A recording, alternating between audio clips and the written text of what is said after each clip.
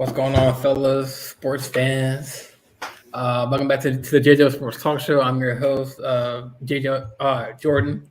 Got my squad back. What's going on, fellas? Jordan, you can say your name's JJL because technically it is. I'm your host, JJL of the JJL Sports. JJL. Yeah, come on. What's going on, guys? The JJL Sports Hour, but it's more like the JJL Sports 2 hour. Yeah. We got Matt back today. What a do, Matt? Yes, Can we all get sir. a round of applause for Matt for making the show? Finally Maybe back with that after fine missing too. however long it was, a month? Yeah, It feels like a little bit more than that. Maybe it's like a month and a few weeks. I'm pretty sure I just cussed within the first 2 minutes of this. That's another fine. Did I catch it? I didn't catch it. I didn't hear it, but if we don't hear it, it's not a fine. You're good, man. I didn't hear anything. I just dropped the F-bomb too, bro. Oh no! We Children listening at been home. on air for 30 seconds yet. Maz is such a bad influence on you, dude. I never mean to, but it happens. I was willing to pay the fine. Like y'all said, no paid. All right, bet it is what it is. But I was prepared. Just know that if we get fined, it's all for a good cause. At the end of the day. Yeah, yo, Jay, I love you, but you was the one that was trying to get out of these fines this week. You know what I'm saying? Hey, yeah. Keep it moving. Who came up with this idea with the fines? Whose idea was this? It was a collective effort. Matt, it kind of came with me and Ant were talking about ways to improve the show, and then the conversation just went like, all right, what's the fastest way to get us to change our behavior? And then somewhere along the line, it was like, when our money started going down, we're gonna start correcting real fast. So once the pockets start hurting, it's time to start changing your behavior. And then I don't know who came up with the charity aspect, but that was that was my idea. Shout out, Ant. Can we get a round of applause for Ant the phone?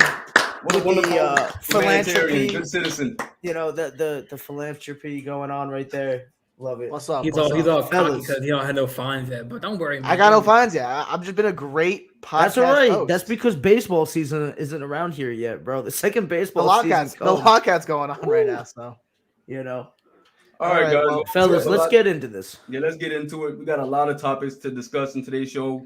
Obviously, the wild card round just finished for the NFL. We're gonna give our predictions on the divisional round.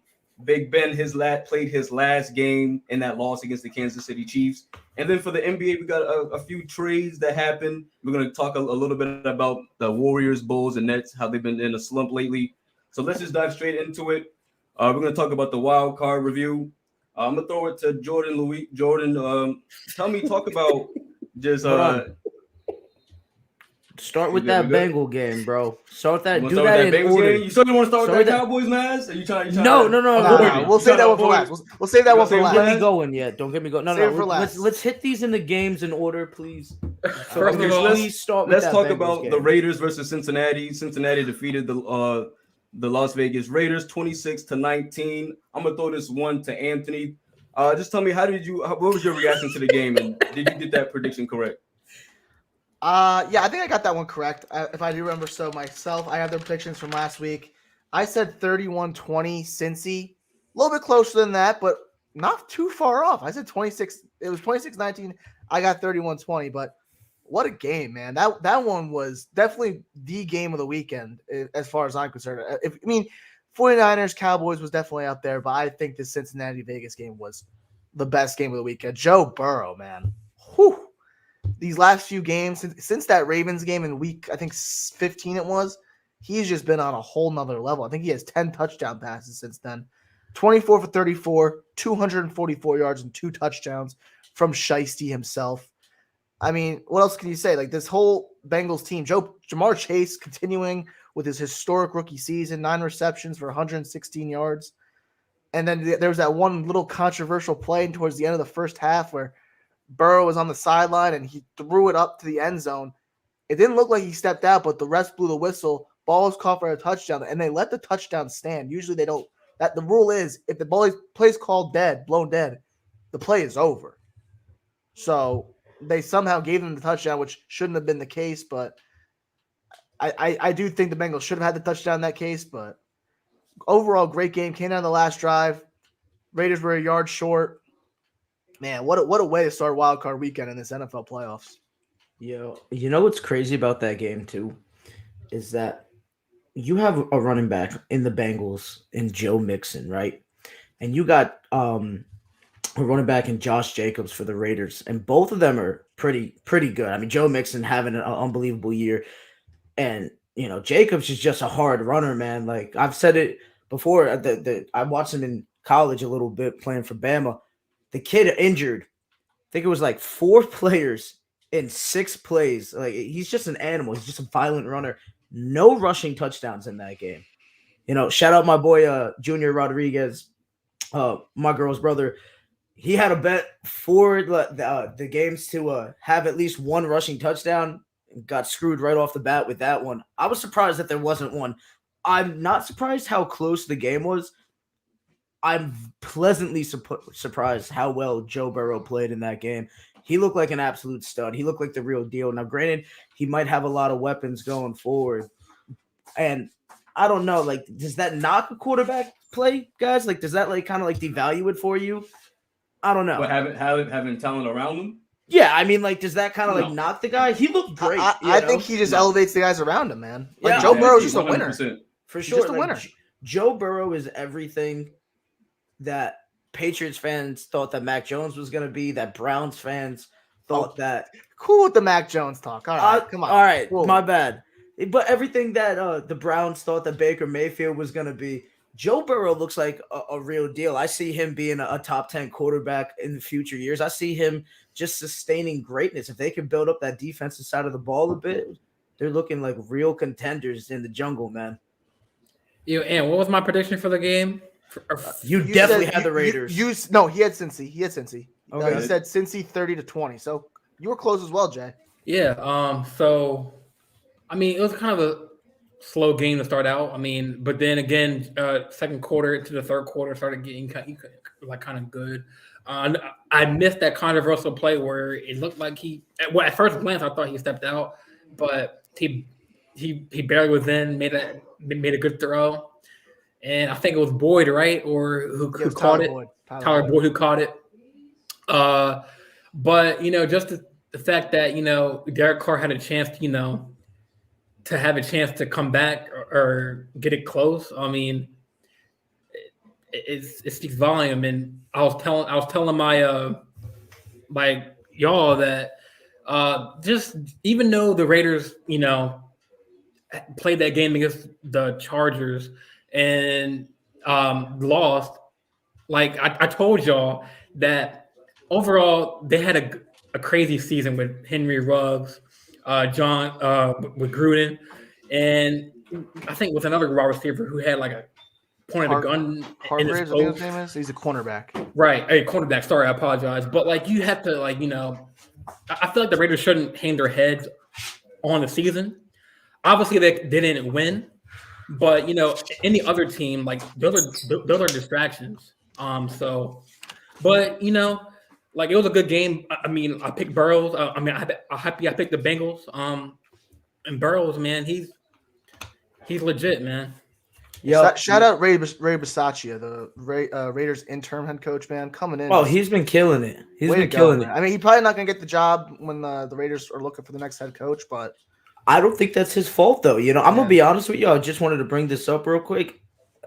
If you ask me, the Raiders were in that game because of the rest of their team. I think Derek Carr is a hindrance to that team, man. I think I'm looking to move forward with a new quarterback. Call me crazy, but he was Derek Carr's the reason why they were in the playoffs, bro. Exactly. It wasn't Derek Carr. I don't know, man. Listen, he was not the reason why they were in that game that day. He was awful, I mean, yeah, he had a touchdown and an interception, You're right in but that sense.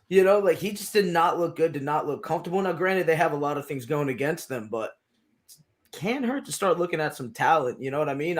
There was talks of them going after Aaron Rodgers. Who knows? They might be able to work something out after this season. We'll see. I'm looking to move on from Derek Carr, man. So do you feel that the Raiders gave this one away, or do you feel that the Bengals earned this one? I think Go ahead, Jay. Yeah, I think the Bengals earned it. Burrows with the ACL tear his rookie season. A lot of people doubted him, thinking that. I mean, well, actually, he was doing pretty good before he went down. a little shine, a couple games, but like, oh, Burrow, he's not going to be the same quarterback with his knee, which is sometimes true, with an ACL injury. But I think they earned this. Even though like they're in the same division as me and Ant's team, and that's a kind of hard division with the Ravens and then the Bengals and then the Browns were kind of like up there at the beginning of the season. But they definitely earned this win. Hey, Bengals fans have earned this win. Oh, man. for sure. 31-year playoff drought. For sure. Could you imagine your team not winning a playoff game in 31 It years? reminds me of the Cubs, man. Wow. It was like a 50-year drought.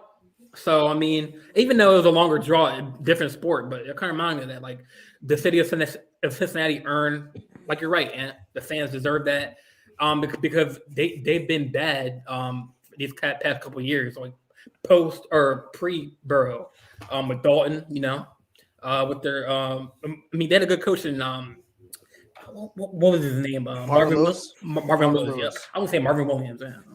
But, Yo, here's the thing, right? First off, I think it's hilarious that the first text message ever sent that the Bengals won the playoffs just happened because it's never happened in the text message era until this game won.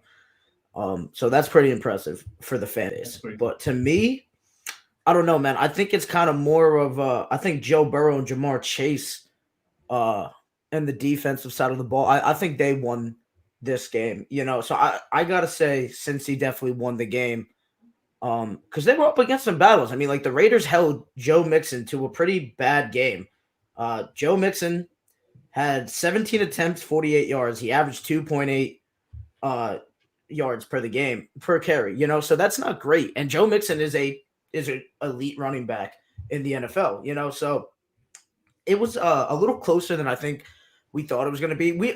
I think we all had this on our radars. It was within our top 3 of games we thought for the week for. Right. The wild card ended up being probably the game of the week. I don't know. That Cowboys game was pretty good though. But for me, I just think Joe Burrow and Jamar Chase just looked really good. I mean, Jamar Chase, not only is he a elite wide receiver at such a young age, he's just also like the connection that him and Joe Burrow have from playing at LSU together. When do you ever see a quarterback and his favorite target get to go into the league and tear it up, and we're seeing it. That chemistry is really showing. So for me, I think Joe Burrow and the boys really went out there and got it done. I think they definitely won this one. They just did work all around. Yeah, so let's start heading to the next game, right, Matt? Right. And so we're going to move on to the Patriots versus Bills. The Patriots got absolutely destroyed, losing 17-47. Maz, give me your thoughts on that game. What was your reaction after watching that one? Yo, I thought the Bills were going to win. I was happy that the Bills won. If anybody thought that was going to be that much of a blowout, even with the last game where the Bills blew them out, I think you're crazy. We all thought Bill Belichick was going to pull out all the stops, but to no avail. Josh Allen, oh my God. He looked amazing. The guy just looked unstoppable, even playing in like the win conditions. It was a great performance by them overall. I mean, 47-17 against a team coached by Bill Belichick. It's absolutely amazing. And Josh Allen putting up GOAT numbers here, man. I mean, come on, 21-25, 308 yards, 5 touchdowns. He had more touchdown passes than. Did they even punt the ball? I don't think they punted the ball. No, they didn't punt. They never had an interception. Amazing. They kicked the field goal. Dude, they scored a touchdown on every single drive. We know that 158.3 is the perfect game played. Josh Allen had a quarterback rating of 157.6. Dare I say the performance of the week. He looked absolutely amazing. He looked untouchable, and the Bills are going to be serious contenders moving forward. It's unbelievable, especially doing that in the Buffalo conditions. I mean, I was just up in Bridgeport, Connecticut this weekend. It was freezing cold there. I can't even imagine being in Buffalo having to play a football game. Yes, I came into this game. Go ahead. I really thought New England was going to win it. Like Matt said, you thought Bill Belichick in the playoffs. I mean, last time he had a rookie quarterback in a playoff game, it was Tom Brady and went all the way to the Super Bowl. So Belichick knows how to win. I figured he was going to ground and pound the cold degree like he did, like we saw a few weeks ago when they played in Buffalo and they won the game when they only passed the ball 3 times. So I figured that was going to be more of the same. But like you said, man, Josh Allen, crazy game. More touchdown passes than incompletions. Dare I need to say more? You can't really say much more to that. I mean, Devin Singletary, he had 16 carries, 81 yards, and 2 touchdowns on the ground. I mean, The Bills were doing it on all sides of the ball. And then on defense, they completely eliminated the Patriots running game, which has been their most effective form of moving the ball so far. Damian Harris was held to 30 yards on 9 carries. I mean, Kendrick Bourne had a decent game, but other than that, I mean, the Bills just straight up dominated. And like you said, Maz, I mean, the Bills right now are the only team that I see realistically beating the Chiefs in the AFC. I really don't have faith in Tennessee or Cincinnati to get it done against the Chiefs. So this Bills team, they're playing this week. This is really the only chance a team in the AFC has in beating this Kansas City Chiefs team. But Bills, great performance. What else can I say? Jay, take it away. Yeah, what was before Jay goes, I want to ask you this, Ant. Do you feel Belichick? Because we've never seen Belichick. Well, never seen, but it's been years, maybe even over a decade since Bill Belichick has given up that amount of points, especially in a playoff game. Do you feel that with this loss, Bill Belichick is getting exposed as a coach? Do you look at him differently than you did in years past when he had Brady? I think this year was sort of rebuilding year. They have a top 5 defense. I mean, it was clear that they were missing a few pieces going into this game, and they just weren't as sharp. But I still have full faith in Bill Belichick. I mean, he's the greatest coach of all time. He has 7 Super Bowls. What is 6 Super Bowls? 6 Super Bowls, sorry. 6 Super Bowls. What else can you say about the man that hasn't already been said? I think he's still a great coach. He's going to be coming in the next year with a second-year Mac Jones. Hunter Henry's coming back. Pretty much all of the defense is coming back. So I think they're going to rebuild, retool, and I mean, this team is still young, so don't count the Patriots just yet. Right. And Jordan, I'm going to ask you a similar question.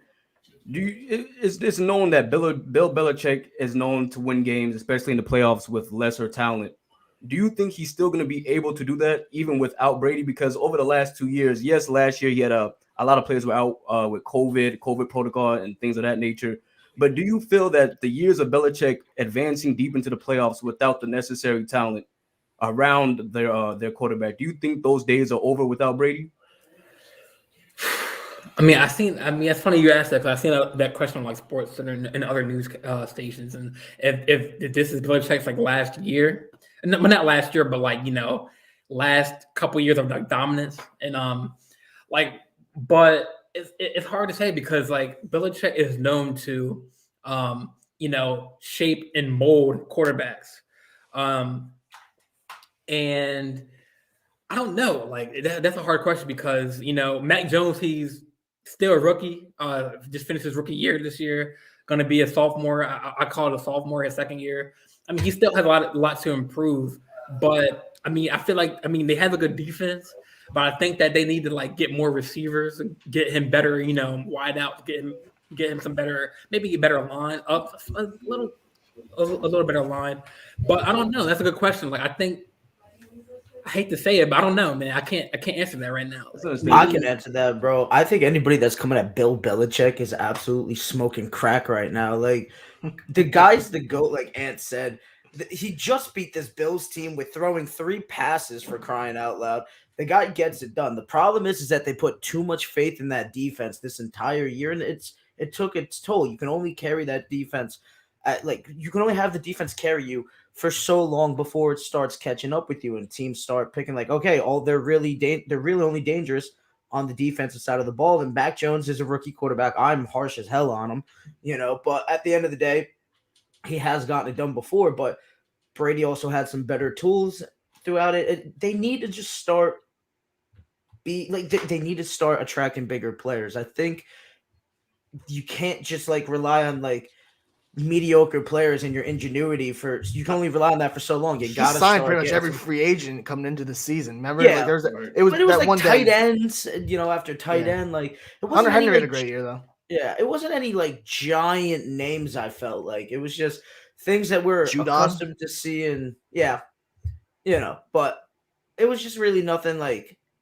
listen, it wasn't a Randy Moss signing like back in the day, So we'll see. I think Bill Belichick and them will be back. It's just how are they going to be looking? Because, he's frustrated. He's known to just use guys and not be like, he doesn't get attached to nobody. It's strictly business up there, and he keeps him moving. So I'm interested to see the lineup look in New England come next season. Yeah, and what was my score for that game? For the Bills game? I know I picked the Bills, but what was the You score? said Bills 27-10. I know I was. All I know is you that had a I was close game, 2-0 Maz. with these ones. Maz, remember man. what you said? I think you said it last week. You said this game's either going to be a blowout or it's going to come down to the last drive. You said it's going to be either or. Yeah, you Yep. called that, man. It was not going to be in between. And you know what? It was a blowout. I was let me- surprised about the blowout. I'm not even gonna lie, dude, because it's Yeah. Belichick. Like I thought if it was gonna be a blowout, I didn't think it was gonna be a blowout from the Bills, to be completely honest. Yeah, Because it's hard to throw the rock up there, dude. Like those winters up there in New England are brutal, man. It's an No, outside it was in field. Buffalo, the game. That's what. My bad. Yeah. Up there in that like place, even New England too, Buffalo, that northeast, it is insane. But it's outside in Buffalo. Like, oof, I wouldn't want to play that, man. Like, Yeah, I mean, quarterbacks are gonna have that big of a game. Go ahead, Jay. My bad. yeah, yes, all right. So for the pregame, I know they were like before the game. I think one of the announcers was like right now, the players were pumped. The adrenaline, was rushing through their blood. But then they said once that game kicks in, and once that adrenaline, wears off, like it's all like, especially in Good that luck. cold. Good luck, like the balls. Like I don't think the Bills' field was heated. Because I remember that one game. I think it was like a couple years ago. It was the Vikings in Minnesota. No, it was the Seahawks in Minnesota. It was a cold game, and they had the heated field, the heated jerseys. But I don't think the Buffalo had a heated field. So like the field was icy. Players were sliding. The ball's hard. I mean, if y'all ever throw a football in the freezing cold with no gloves on, like y'all, like when your hands are numb, that's hard. And I mean, like Matt said, like New England up in that northeast, it's always like heavy snowfall, heavy rain. Yeah, I mean, Buffalo did their thing, man. I know Stephon Diggs had like 3 receivings for like 60 yards, I think. So he had a quiet game, but other players stepped up. Like Dawson Knox. Did you see that one catch in the back of the end zone? I mean, Josh Allen said he was throwing that ball away, and Dawson Knox got it. I ain't gonna lie. I mean, that was a lucky pass because it was kind of over his head, but I mean, he caught it. But I think, like you said, and for your analysis, I think that the only team right now this year can knock out the Chiefs is the Bills, man. That's gonna be an exciting game to watch. Yeah, let me just say this before we move on to the next game. I think, other than the Rams, I think the Bills might have the most well-balanced team on each side of the ball. I mean, you just look at this stack defensively. The offense is in a groove. Josh Allen is playing some of the best football he's played in his career. And I had this game. I automatically knew that the Bills were going to win this. I thought it would be I didn't know they would win by 30, but I did expect them to win by at least 2 scores because I just trusted. I knew the New England was going to struggle. They're both like top 5, top 10 defenses. So I already knew that it was going to the Bills defense was going to do a good job against a rookie quarterback in his first playoff game with the expectations of trying to have a deep run with Tom Brady no longer being there. So I knew that the Bills offense had an advantage against the New England's defense than New England did against that experienced veteran defense that the Bills have. So I did expect that. But moving on, we're going to discuss the Buccaneers blow out the Eagles in the wild card game, 31-15. I think all of us picked the Buccaneers, right? Correct? Yeah. We all had the Bucks. Man, just talk crazy if you were picking the Eagles in that one. Right. Dude, I said straight up, if anybody thinks the Eagles are winning this, I mean, you got to be an Eagles fan and you're praying, Anybody, like, dude, it's the GOAT against Jalen Eagles Hurts. team. What you said? The GOAT against Jalen Hurts. Yeah, I mean, listen, Jalen Hurts didn't look awful in my opinion, even though he didn't have like the greatest of games. He still threw for over 200 yards. I think Jalen Hurts, if you just get him some weapons, I think he's proven himself that he can get things done. He has flashes of looking really good, but it's basically him and one wide receiver. Like the offensive line isn't fantastic. It's Kelsey miss. I was just about to ask that. Do Kelsey you play? feel that Jalen Hurts is capable of being the face of a franchise? Do you believe that he can be a franchise quarterback? Yeah, absolutely. I mean, the kid went. He didn't have the greatest of game, but I mean, he threw for 258 yards, a touchdown, and 2 interceptions. But he's a dual threat quarterback. He can take off running. I just want to see him. I think before we can answer that question, we need to see him get some other targets besides a rookie wide receiver. You know, we saw them get rid of Zach Ertz, and obviously I think that was a good move for them. It's just they got to really focus on bringing in some talent for him to work with. It's just too early to call, but I like what I'm seeing from him so far. And I'm a Cowboys fan, for crying out loud. Here's what I have to say about the Eagles. I got to commend them for making the playoffs this year. This year, they thought, coming into this season, we thought the Eagles were going to be in last place. We thought this team was, after Carson Wentz left, you got Jalen Hurts coming in, a lot of key free agents left. We thought this Eagles team was not going to amount to much. And Nick Sirianni, his first year, got him to the playoffs. So hats off to Nick Sirianni. Great job with what he did with this roster. But the Buccaneers are just like Tom Brady is just all he has to do is control the pace of the game. That's what he did. He went 29-37, 271 yards, 2 touchdowns. And Keyshawn Vaughn. Who is Keyshawn Vaughn, right? Like the Bucs have no running backs. Giovanni Bernard's out. Leonard Fournette's out. They had to trotting this guy Keyshawn Vaughn off the practice. Bernard played. Yeah. What? No, Giovanni Bernard played in that game. Oh, he did? Yeah, he did. He had 13 carries for 44 yards. It was a decent performance, solid 3.4 Yeah, but yards. Keyshawn Vaughn was getting all the carries. He got 17. Yeah, no, that's what I'm saying. yards Like, a who is touchdown, Keyshawn Vaughn? When you said that, I said I don't know, but he was working out. And Yeah, Bruce he was having a great game. We go with him. Mike Evans had a great game. I mean, the Bucs. I mean, you can't bet against. What have we said time and time again on this podcast? You can't bet against Brady in the playoffs. Never would. He's just going to come out and just prove all the doubters wrong again and again. And please, God, can someone beat him? Please, just someone beat Tom Brady this year. I don't want to see him in the Super Bowl again. I think I kind of want to see him in the Super Bowl. I think I just want to see him just continue to just be great and everybody. Oh, by the way, I want to see him go for 10. That's what I want to see. We didn't say this in the Patriots game, but huge L to Julian Edelman's bet. Did you see his bet that he made for, it was $100K? Yeah. He put $100K for a Patriots Bucs Super Bowl. Yeah, good. I knew that was the dumbest bet I ever seen, to be honest. Goodbye, Julian Edelman's $100K. I mean, dude, you're expecting Mac Jones to go through the Josh Allen and the Bills, Kansas City at some point, and then it was just for not to them to win the Super Bowl, just for them to be in the Super Bowl. Yeah, I mean, it's a tough task to ask, So good luck. I think Julian Edelman legit may be insane. He bet $100,000 on a rookie quarterback that in their last matchup against this team, he threw the ball 4 times? 3 times for 19 yards. I will never forget that. Yeah, no, he's insane. Most impressive coaching display I've seen in terms of Belichick. It was just insane to have the guts to do that and it actually paying off. But I will never forget just. I've been trashing Mac Jones all season. I'm just not sold on him, man. I apologize. I'm hating. So, Jay, give your take on the Eagles Bucs game. Yeah, I mean, we all know that I picked the Bucs. I mean, you can't go against the GOAT. I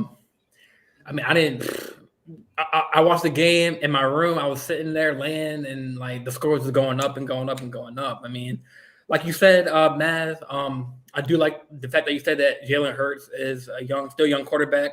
So has a lot of room to adjust and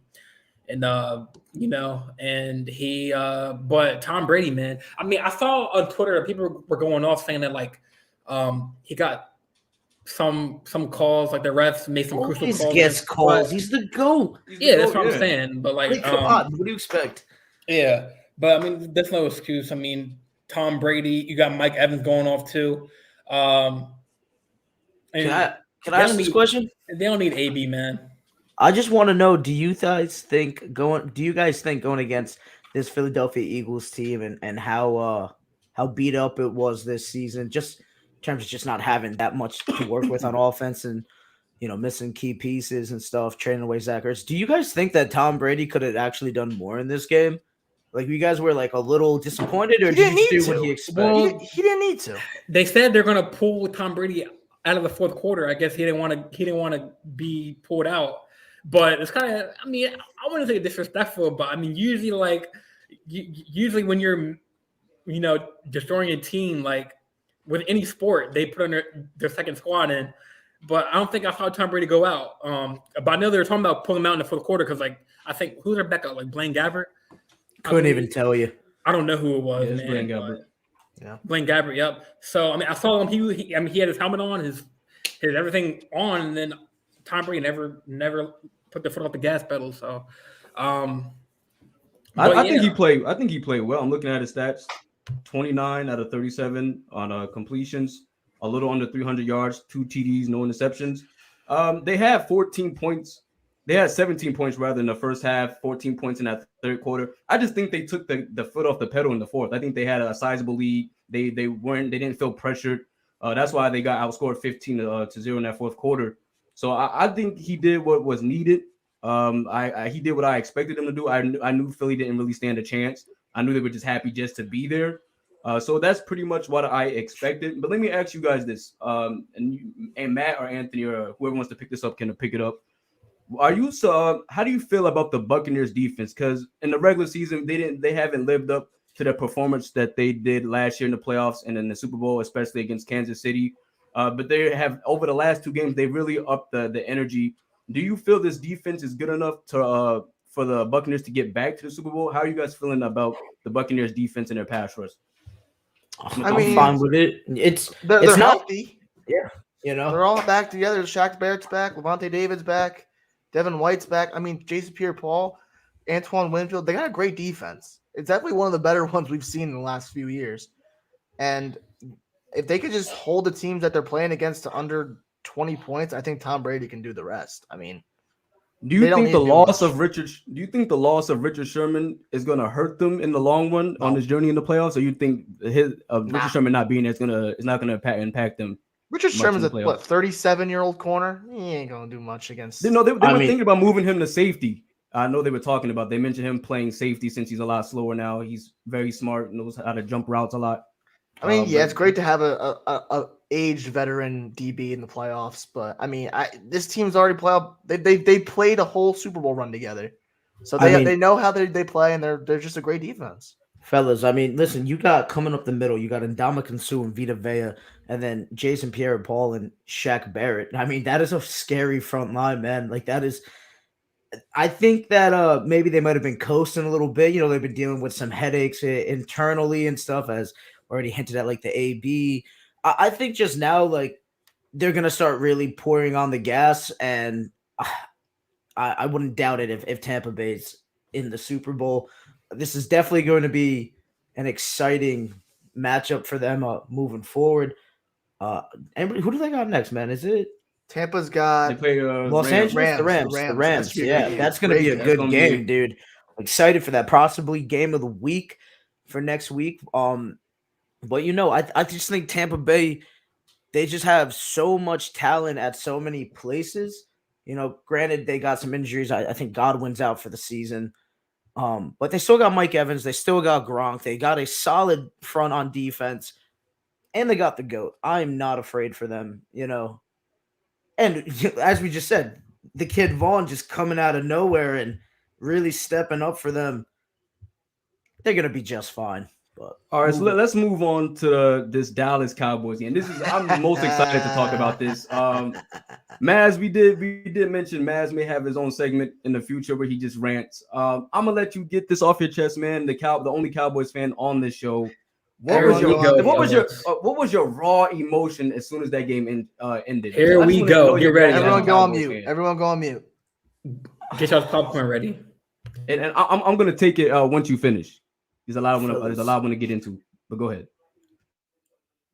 I cannot fathom what it means to be a Dallas Cowboys fan today. 2 days removed from the game, still getting all the memes, all the hate, you know what it is.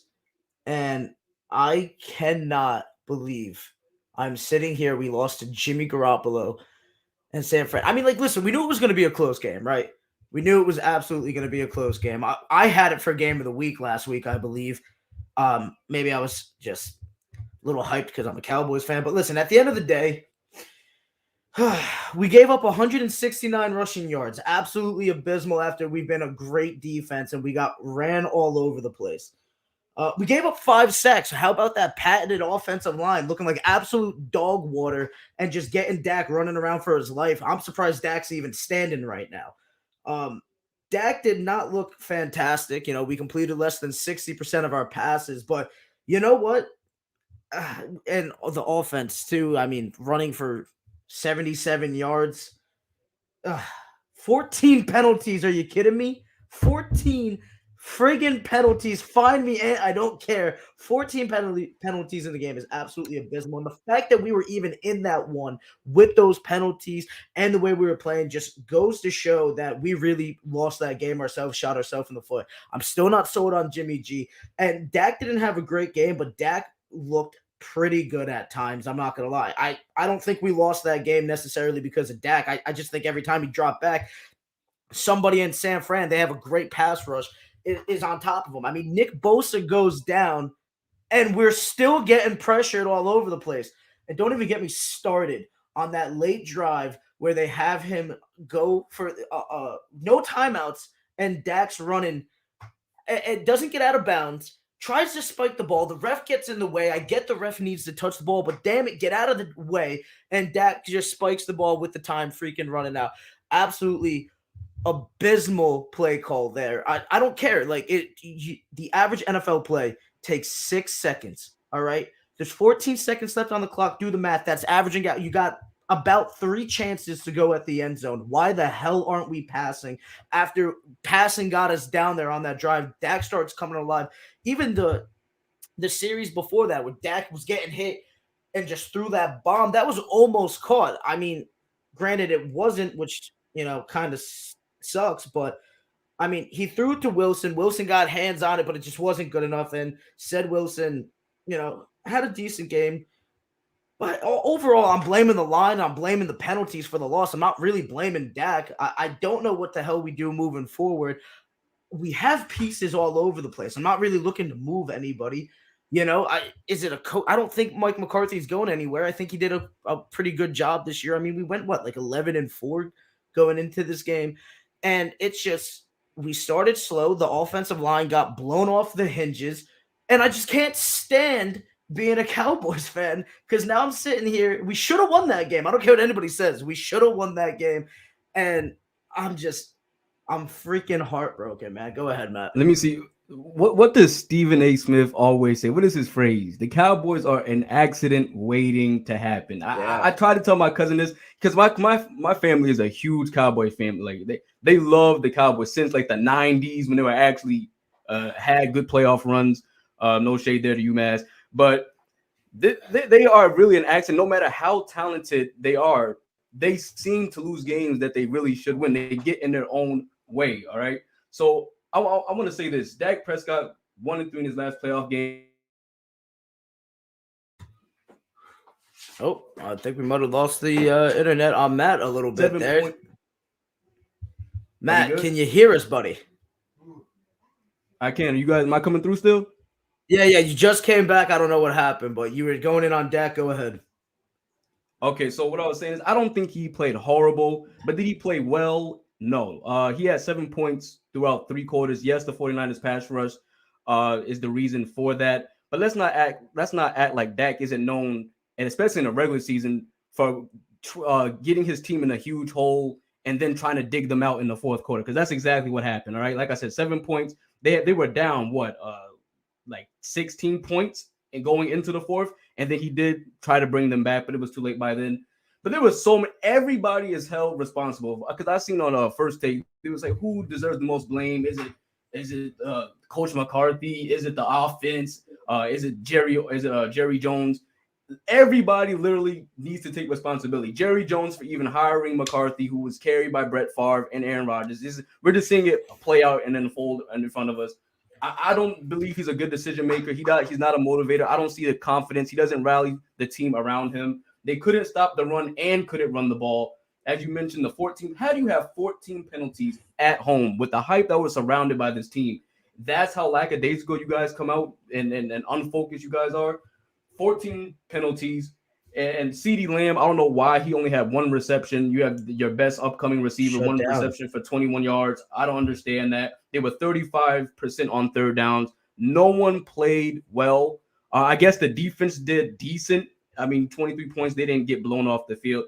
But there was just so many things that went wrong. And I actually betted on the Cowboys, which is a rare thing for me, because it is fun. This might be the most embarrassing loss. I have not had that much fun on Twitter since the Clippers blew that 3-1 lead against the Nuggets. I have not. That's how fun and that's how fun Twitter was after that Cowboys game. But there were just so many things wrong. Yo, but at the end of the day, everybody's just like hating and stuff. Like, yo, it was one bad game. We came in here 11-4. Like, it is what it is.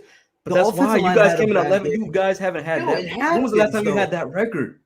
And everybody was saying this is a different team. The energy. This reminds me of the 90s. Let's not act like we didn't play like a coffin of an NFC East conference. You know, like the division. The divisional games that we had. I mean, were barely like really that like competitive. I mean, we gave up some losses where like we shouldn't leave. But if you're looking at those teams, I mean, I'm not afraid of any one of those teams in the NFC East. Certainly not the Giants. Philly overperformed. Kudos to them this season. And the football team who's about to be the Admirals or whatever the hell it is, like, congratulations. Chase Young is the only person that scares me on that roster. You know, so the Cowboys, I will say this, though. Say what you want about, like, Mike McCarthy, but, you know, Mike McCarthy and John Fassel had the balls to do that fake punt where punter Brian Anger got that nice completion. I just don't think the coaches that I've lived under, I don't think Wade Phillips, and I don't think Jason Garrett would have had the balls to make that move. I don't think Mike McCarthy is necessarily the problem here. I think Mike McCarthy works best. I mean, say what you want. Like, Mike McCarthy's kind of like a quarterback whisperer. You know what I'm saying? Like, he's good in that role. I don't know. Maybe you promote him and look to promote like Kellen Moore, but I don't hate the coaching staff. Everybody looked pretty good. It's just the defense looks undisciplined, and the offensive line. I mean, Dak got sacked 5 times. We always talk about how great the Cowboys line is. Like, how great are they, bro? They look like crap.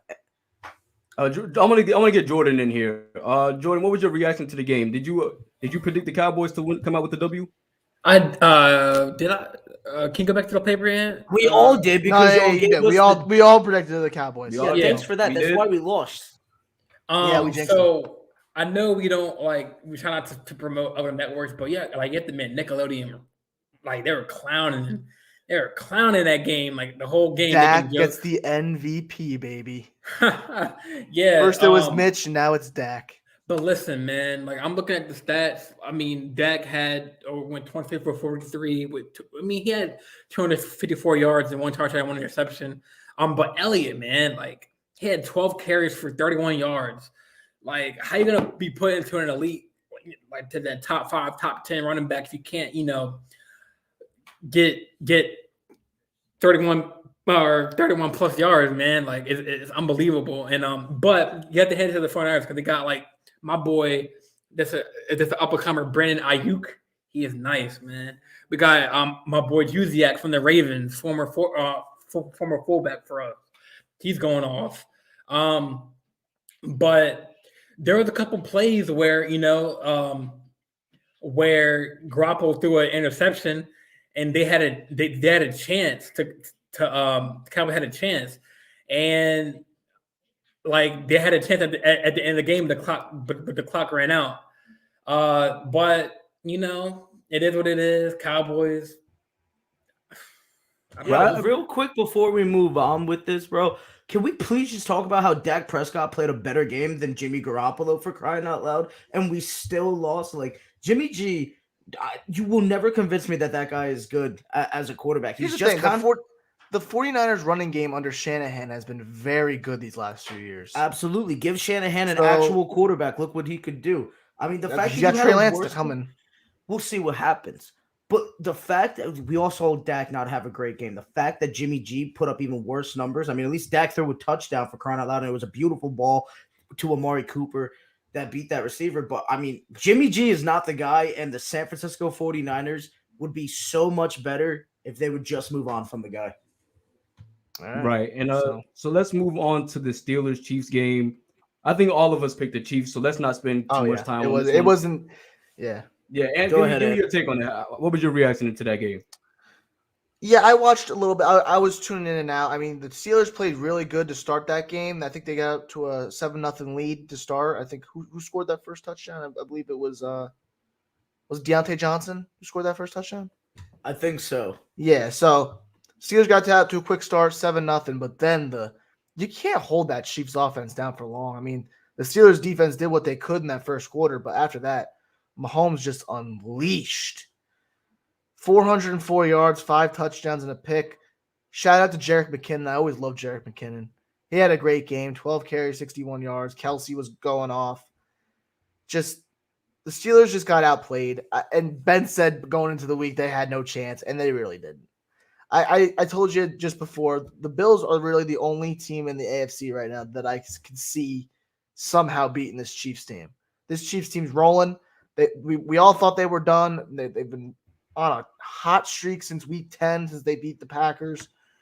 I mean, what else do you have to say about this game that you can't Travis say? Kelsey. Yeah, Travis Kelsey's a little bit. touchdown pass was awesome, dude. Yeah, he had a little touchdown pass. That's first of his career, right? I think he's first of his career. He told his mom back in the day that he was going to throw a touchdown pass in the NFL.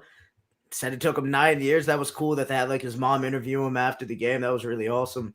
But yeah, 7 touchdowns on 12 drives. It wasn't the Bills' production, but it was very close. I mean, the Steelers defense. Shout out to TJ Watt. I mean, he had a great season. The Steelers defense has definitely been the bright spot of this team so far this year. They're going to get a new quarterback next year, whether that be Russell Wilson, Aaron Rodgers, who knows? They draft a guy.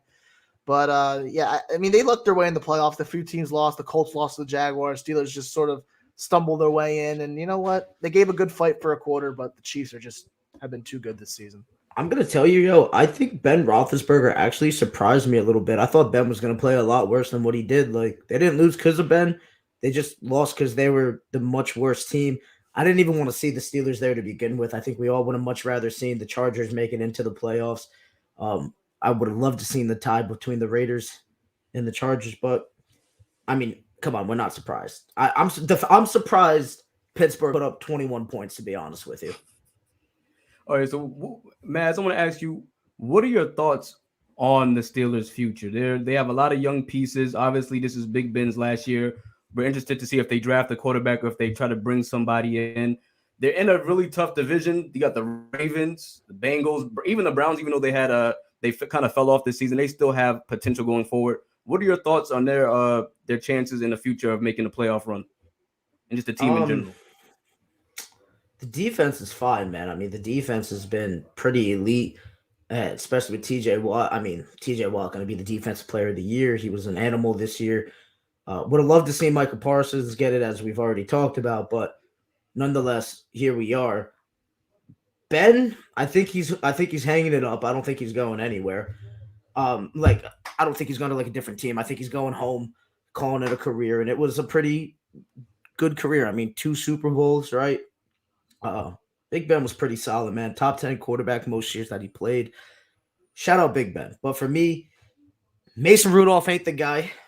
So I'm definitely looking at other options. If I'm the Steelers, I'm looking at the draft. Maybe I don't think they're going to really try to bring anybody in. I just don't think they have anything on offense that's really going to really lure somebody there. I mean, like for guys that are hitting like the free agent market next year. But we'll see what happens. I think they're definitely going to be looking at the draft. I think they're going to be looking at what's the kid from Pittsburgh? Kenny Pickett. Could be looking at him, but Pickett's going pretty high, so we'll see what happens. They could trade up. You never know. I think that might be a move. Trading up for Pickett could be a possibility. I just don't think you can stick with Mason Rudolph. That kid is awful, man. No, I agree. But let's move on to the Rams-Cardinals game. Rams defeated the Arizona Cardinals at home, 34-11. Jay, give me your thoughts on the game. Were you surprised? Did the game play out how you expected it to? What are your thoughts and reaction to that game? Yeah, so I believe I picked the Rams for my prediction. You didn't only pick the Rams. You were confident in the Rams. You said that was the easiest game to pick this week. I mean, and you know what? Good for you, Big J. Good for you. But I was calling BS on that. Ant was like the easiest game. Look, I kind of knew it because obviously Cardinals didn't have D-Hop. That was a major piece. I mean, yeah, I'm glad I said it easy because, like, look at the score, 34-11. I mean, when you have superstars on both sides of the ball as of terms of Stafford. Eckler, not a lot of people saying Eckler. Akers, and Sonny Michel and Odell Beckham on the offensive side. Then you got Donald, Ramsey, and Von Miller on the side. Like those are monsters. I mean, tip my hat off to Kyler Murray. But I mean, what do you tip your hat off for? As far as he's still young. He still has a lot to show in this league. Still a good coach in Cliff Kingsbury. But it's just proof that Rams are a better team. Overall, I mean, that dude Donald is manhandling people, throwing people around. And Stafford, I feel like LA was the right fit. Odell Beckham is all proven to us that he didn't need bigger midfield as a quarterback. He's getting touchdowns left and right. So I mean, they're in a good place right now, and plus they added Von Miller. So I mean, man, this team is. I wouldn't be surprised if they get past the divisional, man. Like, yeah, I'm gonna ask Maz this. Obviously, Kyler Murray didn't have DeAndre Hopkins. Their backfield. I mean, not their backfield. Their secondary and the defense. They had some players down. But how shocked are you? Kyler Murray performed this poorly. He's a young quarterback. I understand that, but just talk about his performance and what you thought about the Cardinals' play overall. I mean, at the end of the day, we knew that there were some names on this Rams defense. Obviously, Donald's a monster. Von Miller has been a terror for a while, and Jalen Ramsey in the back. But I wasn't really seeing it click like I thought I would have, and it clicked this time around, I guess. It's hard to go up against, man. So I'll give Kyler a break there where he was facing a monster defense that came alive during that game. And even with not having D-Hop, who's a giant miss. I mean, maybe the game's a little different because D-Hop, I mean, we see the guy beat 2-on-1 matchups for crying out loud. He's an elite wide receiver, but nonetheless, it's not like he didn't have nothing to work with. I mean, he had James Conner still. He had Zach. They brought in Zach Ertz. Still had Kirk. I'm pretty sure AJ Green's on that team. I'm sure he's not doing much, but at the end of the day, I mean, Kyler, he'll be back. He's young, man. Looked a little nervous. I thought he looked a little nervous. Anybody else? Yes. A little. You know what I'm gonna say, Maz? What up? I'm gonna give myself a fine because I'm gonna do a J thing right now. Hit it with it. Where was all this sympathy when Lamar lost a playoff game his rookie year? I gave you that though, but I didn't say nothing. Nah, everyone's saying he can't win the playoffs. He can't win the playoffs. In his rookie year, when his two best receivers were Michael Crabtree and John Brown. No, listen, I'll give you that, but Kyler doesn't have DeAndre Hopkins, so now he gets a bypass in his third season. I didn't say that though, but hold on a second. Has Lamar ever went up against a defense like this Rams one though? In the playoffs, with the Titans. The Titans had a good defense. Come on, bro. I know the Titans defense that you're talking about, the one with Clowney, right? And the Chargers his first year, he had against Melvin Ingram and Joey Bosa in the front seven. I'll give you that one. Everything that I've ever criticized Lamar for on this show, you never once heard me bring up playoff wins because I know he's not working with much at times, But at the end of the day, Lamar Jackson's a former MVP. Yeah. Time out. I'm telling everyone, you can't be giving Kyler a pity party and then go back and say Lamar is trash for winning one playoff game in 3 attempts. I don't think anyone's giving him a pity party though. I don't think no one. I gave him one. I don't know what you've been seeing. I gave him a little credit, but he looks scared, man, and that's a scary defense. I didn't think they were coming alive like that. But they did work. Kyler looks scared. It is what it is. But, Kyler Murray is not – yeah, we can compare him to Lamar Jackson because they're both mobile quarterbacks. They're both really fast, very agile. But Lamar Jackson's better than Kyler Murray. Kyler Murray, we were talking about potential MVP, but he didn't get the job done. Lamar Jackson has an MVP, So, yeah, I kind of expect more from Lamar Jackson, I think Kyler Murray's going to be all right, but just going to get the job done today. Matt Stafford, I mean, throwing for over 200 yards on 13 passes. He looked really good. Shout out Matt Stafford. Before we move on, I want to give a shout out to Cam Akers, bro. That Okay. man tore his Achilles Mhm. at the beginning of this season, and he's already Still- back for playoffs, That's bro. unbelievable. Achilles injuries take like a year, A year. minimum to heal from. This man healed in what, like 5 months? That's crazy, bro. Cam And Akers, had good an impact animal. on the game. Yeah, A Cam huge Akers. impact. Actually, real quick, shout out Buda Baker too, man. That was Dude, so I thought he died, dude. I thought, Dude. oh my God. You know, that I was watched scary. that That was play, scary. dude. That was scary. I watched that play, dude. I literally jumped. I was like, oh my, like that was nasty. But yo, here's the thing, right? We always talk about, defenders lowering and hitting with the crown of their helmet. Yo, that running back got lowest. Was that Michelle? Was that Sony Michelle? It was Cam Akers. It was Cam Akers? Okay. Yeah. Akers got low as hell for that, bro. Should that be a fine? I don't know. Under the current rules, The I rules think it protect the offense, man. too much. Too Way much, too bro. much. I think that should be a fine, bro, because Buda's low as hell on that. And Akers literally got just as low to hit him with the crown of the helmet.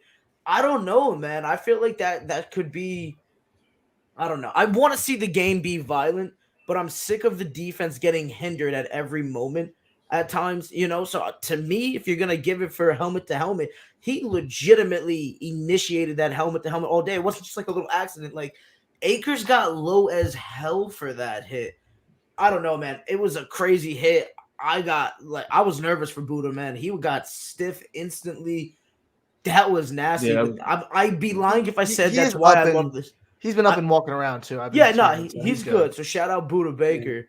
But I'd be lying if I said I don't love I don't love those hits. I hate to see anybody get injured like that, but like those violent hits is why I love the game. But they gotta work something out, man. You can't be hindering the defense and then like guy takes a hit like that. They gotta start figuring it out. The NFL is inconsistent in my book. Mhm. Right. Well, I heard I heard the Go ahead, refing crew of the Raiders and Bengals game.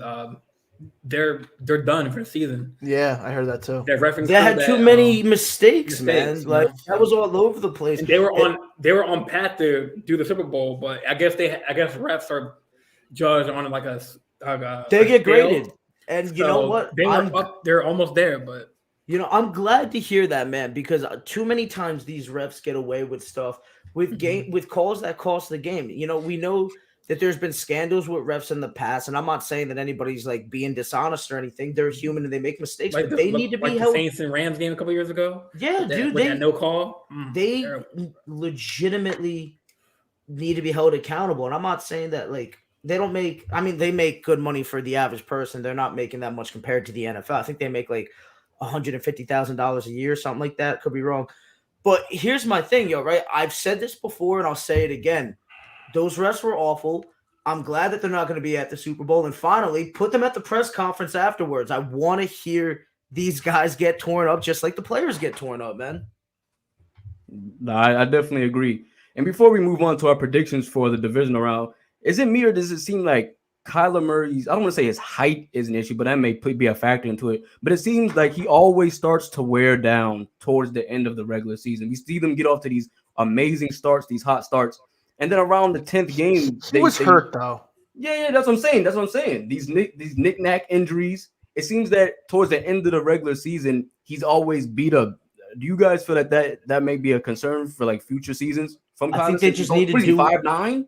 They got to do a 5'9", better 180? job at. They got to do a better job at taking care of him. He took some hits that game. He got sacked twice, and he is small. And when he does take off running, like there's potential. You guys are Ravens fans for crying out loud. Anytime a quarterback takes off, there's potential to catch up these lumps. I mean, look at RG3 with the broken rib play. So at the end of the day, they just got to do a better job and not relying on him running as much. He'll be all right, though, I think. All right, so let's move on to this divisional round predictions. I'm excited for this. So are we gonna just do it? We're all gonna give it all our games, one of our predictions to the games. We'll do a round table again like we did last week. So we're gonna go I think the first one is game by Bengals and game, or Titans. you're gonna throw all your predictions at once. No. We'll go hit us Matt. with the one game and keep Yeah. it going. We'll go Matt, Maz, Jay, me. Okay, so let's start with. Wait, hold on me. I think the first game is the Bengals and Titans. Bengals, Titans, yeah. Bengals, Titans. Yes, I'm going to have a shot for you guys. Are you saying? I'm saying I think the Bengals have the best potential for an upset in this round. I love their defense, and let me tell you what I love about first of all, their offense. I love the confidence of their offense. Joe Burrow, he obviously, you guys, he's going to be an elite talent, I believe. He's off to a great start in his career. But what really resonates with me about Joe Burrow is the fact that he's this young and his team, he can rally his team at this age. You could just see how his teammates enjoy playing for him. You could just see how they react, the confidence, the swagger. Even in the interviews, he's never too up, he's never too down. And that's the exact type of leader you need in the playoffs to go far. Like, look at players like Brady, you know what I'm saying? Patrick Mahomes, they're never too up, never too down. I love the poise. Obviously, did they say Derrick Henry's going to be back for this? I don't think he's back yet, right? Yes, Derrick Henry is back, and that is why I think the Titans. Okay, never mind. I'm sorry, guys. Let Matt get a score first. That's a fine, Matt, because you can't switch your. Okay, I'm gonna say they still have the best chance to get an upset. I think it'll be closer than what a lot of people are anticipating. But now that I know that, I am gonna pick the Titans. Okay, I did not know Derrick Henry was coming back. So score. Boo. I'm gonna go 20. I'm gonna go 27-21 Titans. Okay. Fellas, I mean, the beast among men is back, for crying out loud. Here's the thing. Josh Jacobs in that Raiders game went for 83 yards. I know it's his first game back off an injury, but Derrick Henry's going to run all over that defense. It don't even matter. They got A.J. Brown and Julio Jones still, right? And like none of them are injured. Yeah, Julio's been very for sure, but just the name alone, like you'll see. The name what power gets you so much. It gets you attention. You know what I'm saying? But Derrick Henry just can't bet against it with this Cincy team, with the Cincy defense. I'm a Joe Burrow fan, I must say. I love what he brings. I love the swagginess and the confidence that he walks around with, the poise, just everything that Matt just said. I love it, but I just don't think they're going to be able to shut down that Derrick Henry. So for that, I got to go with – I want to see the Bengals win, but I got to go with the Titans. I think that game is going to be looking like 34-28. I think it's going to be within a touchdown as well. I think it's going to be a close one. I think there's a lot of firepower coming with that Cincy team on offense, but I just don't see the defense stopping Derrick Henry. I mean, only thing that they got going for him is that Henry has, he's been off for a bit, but he also had the extra week to prepare. So let's see what happens, All right, before I throw it to Ant, Maz, does Derrick Henry get to 100 yards? Yes or no? Hell yeah, absolutely. I think that I just said first game back, just off the bat. Dude, Josh Jacobs went for 83 on them. I think he's going for I'm gonna say 111. I think he hits 111 yards this game, and I think he's gonna have two touchdowns. I think Derrick Henry's gonna have a big game back in a big way. I'm saying over 100 yards, 2 touchdowns for Derrick Henry. Okay, so me and Brandon have Titans. Anthony, all right. So what's your prediction? All right. I'm gonna go with what Matt should have gone with, and that is the Cincinnati Bengals. Okay. As a Ravens fan, it pains me to say that I want the Bengals to win, but look at this. As Matt was saying, Joe Burrow, even in his second year, looks like a poised, polished NFL quarterback, and he's on one of the hottest streaks so far in his young career. I think he has 10 touchdowns in the last 4 games, no interceptions. He's been playing lights out football, and it seems that no defense really has a stop. And I'm not too high on Tennessee's defense right now. I mean, they got Kevin Byard. They got Adoree Jackson. I mean, their defense is, in my opinion, they're not one of the better NFL defenses right now. And I think Cincinnati can expose that. And Derrick Henry's coming off an injury. And last year we saw what he did in the playoffs against Baltimore. He really wasn't a factor in that game. So, I mean, a little rusty, and he's not got a great track record in the playoffs outside of the 2019 season. I love Joe Burrow, and I think the Cincinnati Bengals are going to go into Tennessee, and they're going to get a victory. And I mean, what's your score? Right now, I think I think it's going to be not too high scoring, but it's going to be good enough scoring. I'm going to go 23 Bengals to 17. Okay, I want so you you- all have it within a 1-score margin. Okay. I want you to be right so bad, Ant. Like I do I think Tennessee pulls it off, but just know I want Joe Burrow to pull this game off so bad. So I'm begging for you to be right. All All right, right, I think Joe. I think, like I said, I think Cincinnati definitely has the best chance for an upset. But Jay, what is your prediction? Give me your thoughts. Say on the this best for upcoming last. matchup. So say the best for last for Big J, right?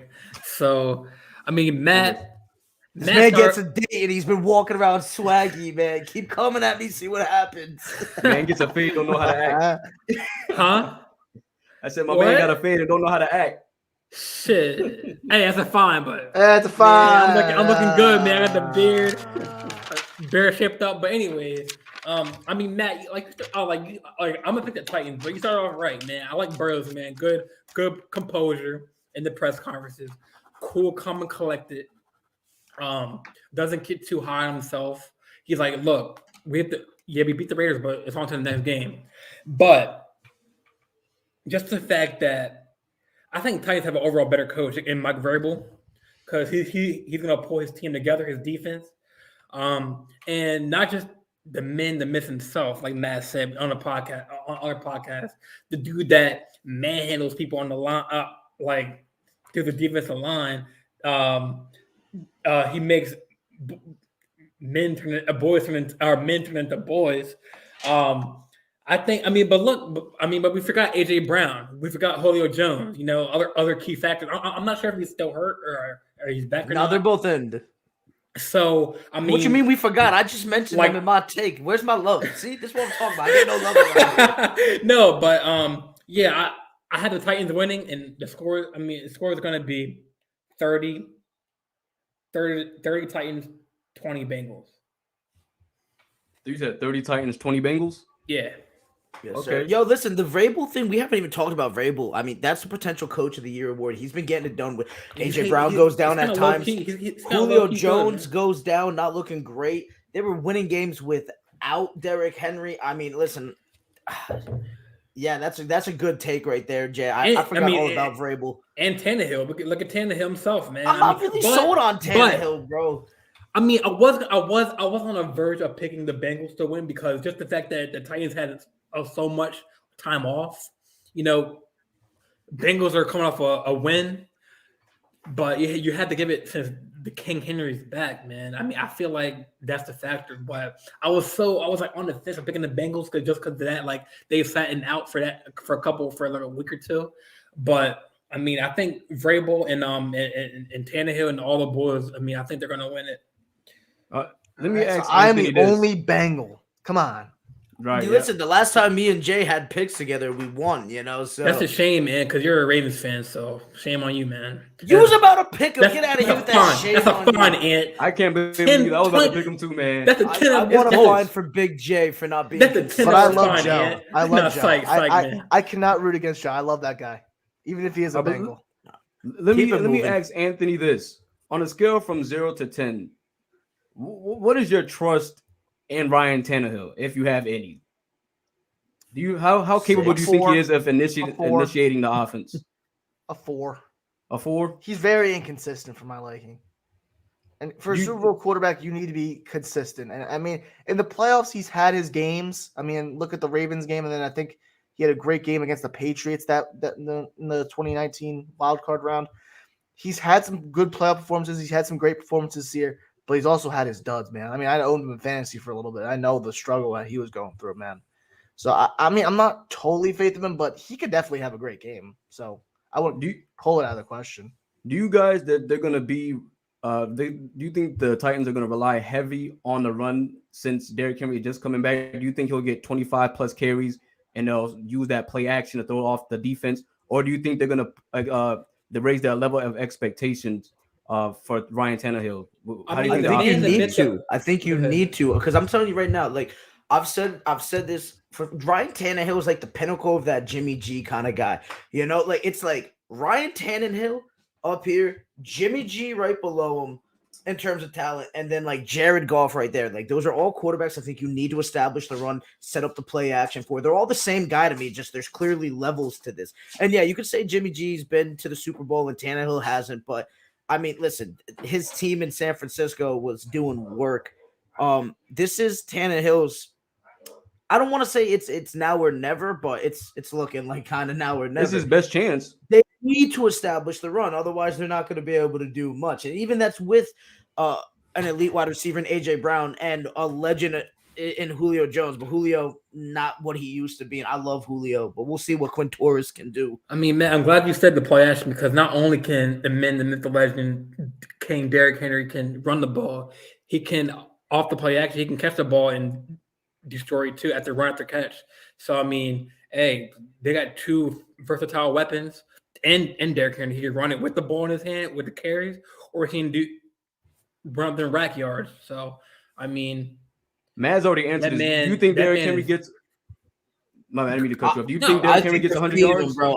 They're not gonna coddle him, dude. He's a monster. They might be a little worried about the injury, but they might start slow in the first couple minutes of the game to get him like warmed up. But he's gonna once he figures out that defensive line, he's gonna destroy manhandle the line. So I think he determines it. I think he's gonna have the big game. I think he's gonna get those touches. It all depends on how he's looking. If he's looking like Derrick Henry, they're gonna say screw it, just give him the ball and let's rock with it. Let me guys ask you this before we move on. If Derrick Henry is 70% of what he was in the regular season, do they still win? Yeah, I think so. He's a monster, dude. This guy, the guy was second in rushing after being out for like 3 weeks. He's a monster, bro. 70% of Derrick Henry is better than half the league's running backs, for crying out loud. That's facts. I just don't think he's gonna be as explosive as he was before the injury. We'll see what happens. I He's not hope gonna have you're that wrong quick on first that step. one. I mean, I hope I'm wrong, but I'm thinking the Bengals are gonna come out with this one. See, but you don't want you to be right. You don't necessarily need him to be super explosive. All you need is for him to pick up tough yards and first downs to keep the Bengals offense off the field. That's the main thing. If you can keep that Bengals offense off the field, tough yards is through being fast and having that quick first step. Well, he's got the frame too. Let's not forget the dude's a monster. Yeah, but he also bodies people because he's going full speed. For sure. But I think him going 70% with that frame, I mean, come on, dude. The guy is, we've said it plenty of times just here tonight. Derrick Henry is a monster among men, for crying out loud. I mean, the guy's 6'3", 238 pounds, generates that much velocity. I think even at 70%, he's running through guys. But, all right, let's move on to the 49ers taking on the Green Bay Packers. And let me go first. I think it would be hilarious because I'm rooting against Aaron Rodgers, being a Brady fan that I am. But I think it would be hilarious if Green Bay did lose to the 49ers, but I honestly don't see it. I just don't think that offense can keep up with Aaron Rodgers. Yes, they have a great defense, but let's not act like the Packers defense is trash. So I'm going to say Packers win this one. I think it's going to be close at the start of the game, but I think towards the middle of the third, Aaron is going to start to pull away. So I'm going to go 28. No, I'm going to go 30-20, and I'm going to give it the nod to Green Bay. So Jordan, I'm going to throw it to Jordan. What's your prediction for this? Yeah, I'm going with Aaron Rodgers, man. This is simple, straight to the fact, man. I mean, no one can stop the 1-2 punch of Aaron Jones and Aaron Rodgers. I know that they're getting some key pieces back on defense, like Jair Alexander. They're getting Zadarius Smith back on the D line. So I mean, it's straight simple. My score is going to be 33-17 Packers. 33-17 Packers. I like it. Ant, you want to go? Sure, I'll go. Yeah, I mean, Aaron Rodgers. He only usually loses in the NFC Championship game. So he usually is a lock for this NFC Divisional game. And it's against his old nemesis, the San Francisco 49ers, who he hates with a burning passion. It was his childhood team. He's going to come out the fire because this might be his last ride here in Green Bay. Devontae Adams has looked unbelievable this season. Devontae Adams. I'm sorry. I messed up his name. You said Aaron Jones. Aaron Jones is so great, though. A.J. Dillon's a beast. I'm saying A.J. Dillon's going to be the next great running back next year. Get ready, man. A.J. Dillon, monster. Then, like you said, it's Darius Smith coming back, Jair Alexander coming back. That defense back to full strength. Kevin King, got to get off the field, bro. You stink.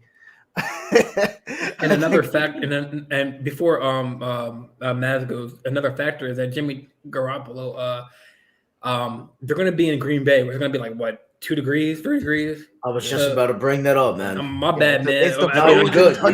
Yo, the weather's a factor, man, because like they come from San Francisco. Facts, and they just played in a dome at Dallas for crying out loud. Not saying that. I mean, that's a factor, man. But I'm going to take Green Bay. I think Green Bay is going to put up a good amount of points since Nick Bosa is going to be out as well. I'm taking Green Bay 38, and San Fran, I'm going to take 24, 38-24, Green Bay. And Jordan, what was your prediction? I missed it. What was it? What, the score? Yeah, your score. It was 33-17 Packers. Oh, so you think it's not even going to be close? Oh, it's Aaron Rodgers, my brother. MVP, Aaron Rodgers, bro. man. It's the MVP. All right, Maz, you up. Maz, you up. Yo, I'm just saying that, Aaron Rodgers is going to be the MVP. How do you vote? How do you think that this guy is not going to tear it up, for crying out loud? I mean, he's got weapons too. You guys already named Jones and Adams, but they also use the kid Lazard too at times. They're not afraid to mix it up there, especially with Matt LaFleur calling shots there. I just think with Nick Bosa being out, Dak did not play a great game, and Dallas almost won that game. It came right down to the wire. I just think Aaron Jones is going to blow the hinges off this game. I think it's going to be a tough first quarter, but I think the same thing's going to happen in that Dallas game where the defense is going to start to slow down a bit. And if you give Aaron Rodgers any space, he's going to kill you. The guy is a generational talent, cannon for an arm, and honestly, might be the best quarterback talent we've ever seen. That's debatable for sure. But playing up in Green Bay with all that, I just don't see San Francisco being able to contain him, especially with Bosa being out. And I don't think Jimmy Garoppolo is that great of a quarterback, as I just said before. So for all those, I'm also going with the Cheeseheads. Green Bay 46, San Francisco 24. You think they're gonna put up 46 against San Francisco's defense? You're not worried about the pass rush at all being an issue for Aaron? I don't think it's gonna matter, dude, because he's just too good. The guy just throws bombs. He extends plays. He can throw on the run. He's got a cannon of an arm. I mean, and he's got weapons, for crying out loud. He's got a running back, got wide receiver option, has an elite wide receiver. I think we even saw San Fran's defense start to gas in Dallas. You don't think they're gonna gas in that freezing cold? Especially coming from San Francisco, where it's probably 66, sunny, really nice out. They're gonna struggle in this game for sure, especially not having Bosa. I just don't see them getting the job done. I think Aaron Rodgers is gonna put up a good display. I think I'm sticking with that prediction, man. I could be wrong. It is what it is, but I think it's going to be a good one for Aaron Rodgers. All right, so let's move on to the next game. Bills taking on Kansas City. Kansas City's at home, right? Wait, I think it's the Rams Bucks. Is that the? Oh yeah, you're right. At 3:00. Okay, the Rams Bucks, Buccaneers at home. This one, you guys know, Brady's my guy. You guys know this. And I usually do not bet on Brady. Okay, I'm doing two things I usually don't do. I bet on the Cowboys last week, which I don't normally do. And now, I think I'm gonna have to bet against Brady, man. This Los Angeles Rams team. I know. I hope I'm wrong. Let him finish. I pray that I'm wrong. I honestly do. But this Rams team, I said they are the most. I said this weeks ago. I said that they were a month ago that they were the most well balanced team collectively, offense, defense, special teams, all around. They're deep. They have stars. They have the exact formula to actually beat Tom Brady. First of all, Tom Brady's already down Chris Godwin, AB, the secondary. They have a few players in the secondary on defense, on the defensive side of the football that's down. No Richard Sherman, I mentioned, who's a smart player, has the most experience out of all the secondary players on the Buccaneers. This Rams team just has exactly what you need to beat Tom Brady. What does Tom Brady struggle against the most for the duration of his career? It was against teams that can get to him with just rushing 4 and playing man on the back ends. And that's exactly what the Rams want to do. They want to get Brady off his mark because obviously Tom Brady's not mobile. They're going to get after him. Aaron Donald is going to wreak havoc. I think him and Von Miller are going to have very good games. I think it's just going to be hard. I think it would have been hard even if Antonio Brown was there because we've seen in the regular seasons for the last 2 years, the Rams, along with New Orleans, have Brady's number. Now, I know in the last year of the Saints game, Brady turned it around and the defense got going. But I just think this Rams team is Tom Brady's kryptonite, a young, athletic, smart, and also experienced. You remember, this is not their first time having a deep run. They went to the Super Bowl with Jared Goff. Matt Stafford is a significant upgrade from Jared Goff. What's his name? Jared Goff. Jared Goff. Yeah, Jared Goff. I'm sorry about that. He's just a significant upgrade. I mean, I barely remember his name. I mean, come on now. Just everything. Because he's a bum. Exactly. He's a system quarterback. And Odell is playing. Everybody was wondering how he would fit. Will he start complaining about not having as many receptions as he once did getting in New England? He's fitting excellent. What does he have? Like 9 touchdowns in the last 6 games, like 6 touchdowns or something like that. He's playing very well. I just think this team has exactly what you need to beat to beat Tom Brady offensively and defensively. And we've seen Tom Brady lose to teams like this in the past. When the Ravens had the Ray Lewises, Ed Reeds, they lost to the Giants with the Michael Strahans. This team has the exact formula to beat Tom Brady. And Tom Brady is missing a couple of his best options on offense. So I'm going to say Rams. Good Lord, it could be a blowout, but I'm going to say Rams. I'm going to say Rams 27, Brady 21. No, I'm going to change that. I'm going to say Rams 30. I'm going to say Rams 30, Brady 24. Mm-hmm. Yo, man, go ahead, Big J. Take him down, Big J. No. Actually, I'm gonna agree with Matt, but I got a couple questions, man. Matt, like when you say bet, are you putting money on the line with these teams? Or are you saying bet? Like, are you big on them to win, or are you actually putting money on them? If you put money on my Cowboys and they lost, I swear to God, it's on sight. No. When I say I bet on them, I'm just saying I'm counting on. Okay, gotcha. Don't ever count on the Cowboys. I want to clarify if you're using FanDuel or it didn't make a difference whether I did or not. The same, they had their normal results, but yeah. Oh yeah, good one. Yeah, good one, buddy. You don't even have a team, you bum. Get out of here. You don't need a team when the GOAT is your favorite player. You just follow him. I mean, Matt's changing scores like he's changing his tennis shoes, man. Like, 21-17, 23-5. No, wait, 35-4. Like, hey, I only changed twice. Right. I changed twice. But I don't know, man. I think Matt has a good point. Like, they have Aaron Donald on the other side, bro. But you can't go. I mean, I don't know. This team, pick your choice. This is gonna be the game of the week because we had the GOAT. That's why. Can I take a pass on this game? I don't know who to choose. No. You're talking about me. You gotta go. Hold on. You can take a pass. If you can take a pass for a $10 fine. $10 fine. No. Y'all trying to finesse this man for charity, B. Take a pass. Man. So it's hard to go against the GOAT, man. Here with the I can't choose. The hell is that? Come on. So what's your prediction? What's your prediction, Jay? I feel like they're gonna.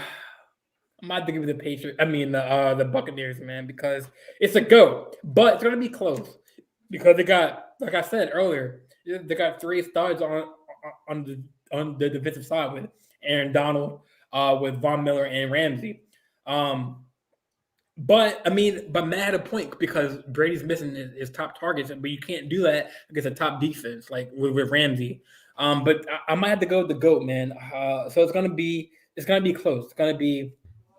Who you going with? You just said you was going with the Rams. I'm going with Buccaneers now because you can't bet against the GOAT. Talking about me switching up, he gonna change. Yo, what? It's Tom Brady, man. You just switched it up. Dude, that take took less than 3 minutes and you changed your mind? At the end of the day, you just said Matt is changing his scores and takes as if they were tennis shoes, bro. You changing it like it's a dirty T-shirt, bro. Like what? But at the end of the day, the equation, the answer is Tom Brady, the GOAT, man. You can't bet against that man.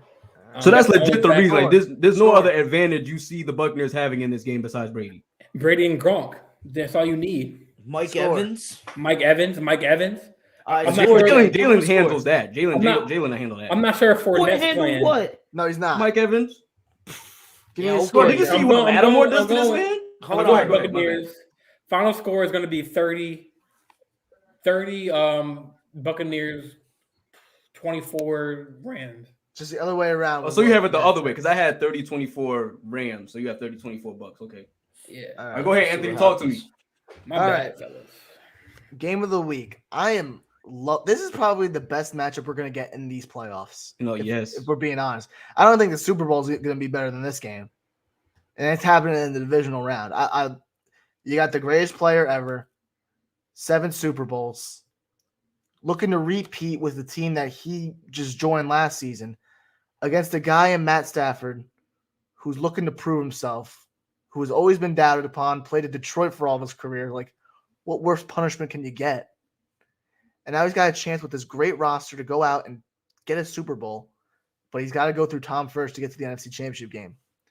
I love both teams. I think like we talked about the Bucs defense earlier when we talked about their game against the Eagles. Their front seven's incredible. When we stacked up Shaq Barrett, we stacked up Levante David is one of the greatest coverage linebackers in football right now. You got a great secondary led by Antoine Winfield at safety. The Bucs are probably the more complete team as of right now. And the Rams right now, they have the pressure right now. They traded away their whole draft capital. They traded away their future to get a championship this season. So they're all or nothing right now. But the Bucs just, even with their loss in weapons right now on the offensive side of the ball, we're still getting it done. I mean, I'm not picking against Tom Brady. I've done it too many times, and I know every time it goes against me. So I'm picking the Bucs. I'm taking the Bucs, and I'm going to take. I think it's going to be a low-scoring game. I'm liking 24-12.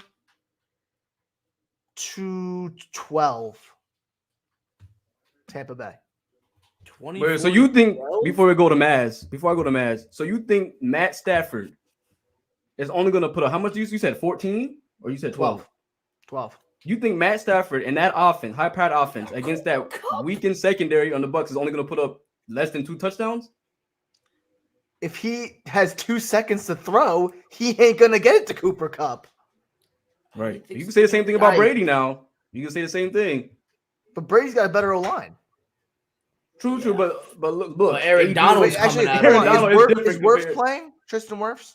I know he got hurt. Oh, it's questionable. He's going to be a game-time decision, they All right, said. well, he probably is going to play. So, but So- I still think the Bucs offensive line is better than LA's right now. So I'm taking the Bucs. 24-12. Well, in order for that to work, do they need like a safety for that to work to be 12? I don't know. Like a No, safety. you get a touchdown and you that makes extra point, field goals, 4 field goals. You get 12. It's easy. It's not All tough. right, go ahead, man. What's your prediction? Dude, I can't believe Ant only thinks the Rams are going to put up 12 points in this game. That is the It's playoff controversial. football. That's It's the playoff football. controversial take of the week. Dude, how didn't Philly put up like 17? You think the Rams Yeah, are but only going to also put up 12? the Bucs were also playing prevent D for the whole second half too. Yeah. They really should have put up 0 on them. Listen, at the end of the day, I ain't betting against Tom Brady. It's just not happening. It is what it is. The Bucs team has their highs and lows, but this is the GOAT we're talking about. Even with that defense, I mean, he's seen it before. The guy's just too good. He's still got Gronk. I mean, if he had AB, I don't think I would even be this close for me. But I am just thinking Matt Stafford's proven himself. He's got a lot of weapons. He's got a better defensive unit, possibly. This is going to be the game of the week. I think it's going to be decent scoring. I don't think it's going to be through the roof. I think Tampa Bay gets it done. Tampa Bay's home too, right? Yes. Yeah, I think Tampa Bay gets it done. I think the GOAT comes out there, does what he needs to, puts on the gas, had a little warm-up game against Philly. I say Tampa Bay is coming out here with a 32-28 win. I think it's going to be really close. I think it's going to be the game of the week. All right, so $3, 1 Ram. And just for some context, the Rams have won the last 2 matchups against the Buccaneers, and I think the last time they played each other, they did have AB, if I'm not But mistaken. did they play playoff Brady, bro. No. I'm just saying. I'm just trying to provide some context. But I do agree. We'll see what happens. Matt's trying to make his pick look better. Yeah, my Matt's pick's trying to looking get some- fantastic. You I guys, can't believe you said 12 points, dude. You got me Yeah, messed up right that's now. crazy. All right. Watch when the Rams score less than 15. You're gonna be like, oh, Ant, we sorry we doubted you. and I do get the whole Brady. You don't bet on Brady. I understand that, but let's not act like he's perfect. Let's not act like he has an undefeated record in the playoffs. Like I said, he lost to teams who had this exact formula in the playoffs. We've seen it against the Denver Broncos in that championship game when they had Von Miller, Peyton Manning at the Dude, quarterback. We've the seen it with Rams the have the Giants. pressure on them, though. The Rams have the Okay. pressure. Bucks don't have anything. Bucks go out there and play. They're Yeah, if they're the still playing Rams for the don't Super Bowl. win, dude, what are they gonna do? They've traded away everything, man. I mean, they're gonna have to start blowing up the team that they just put all that together to build, and they ain't gonna do that. We'll see what happens, though. I think that's going to make them play harder, would it not? Would that not motivate them to leave it all out on the field? Where Brady can be like, he can play more timid. I know that he's not. What is Like, he going can- on here, bro? I mean, Matt's going against his guy Brady. He doesn't even have a freaking team, and he's betting against Brady here. Like, I don't understand. Hey, what is I'm trying to happening be in this realistic. moment right now. I'm trying not It's to be an thinking- optimist. It's thinking the damn Rams aren't getting more than 12 points. Like, I don't understand what is going on in these last 5 Hey, it's minutes. a bad pick. You guys can clown me next week. Oh, I'm coming for you, bro. Like, absolutely coming for you. they're Even if they definitely scoring score more than 12 13, points. even There's if no they way. only score 13 points, just know I'm coming for you. But If You know. if the Rams can't put up 12 points, more than 12 points, Matt Stafford, man, because obviously you guys list all the reasons what he was brought there for. If you can't, this is the moment. This is the defining moment. This is why they have you here. Because like you said, you never made the playoffs with the Lions. We clearly say that you're more talented than Jared Goff. We need him to step up and play big. let's make this interesting right now. All right. $5 for if the Rams get over 12 points. Oh, easy. I'll take that bet right now. $5 to the charity draw for Ed. If they get over 12 points, you owe the jar $5. Me and Matt, I don't know if Jay wants it on that. Me and Matt will take the $5 for under 12. For if they're 12 or under. I mean, I feel like the Rams are going to get more than 12 points. All right, Yeah, so they Jay's have to. on it too. We'll take that $5 right now for over or under 12 points. So that's 5. So if for the us Rams three. score 13 or more points, Ant owes $5 to the jar. If Bro, you're giving me no chance here. how are we not giving you a chance here? We Because just I get said 12 or under, and you guys get 13 or over. That's way more possibilities. you just said they're not going to score more than But 12. you I said, just said they're gonna so score much 12. conviction too. You were like positive. I wasn't throw like money into it. completely Everybody done- starts sweating. B, you know how it goes. I don't bet. It's for charity. Fine. If it's for charity, I'll take the bet. And if they Thank get you. shut out, you all owe $10. All right, fine. We'll take that. $10. Shit, so 0?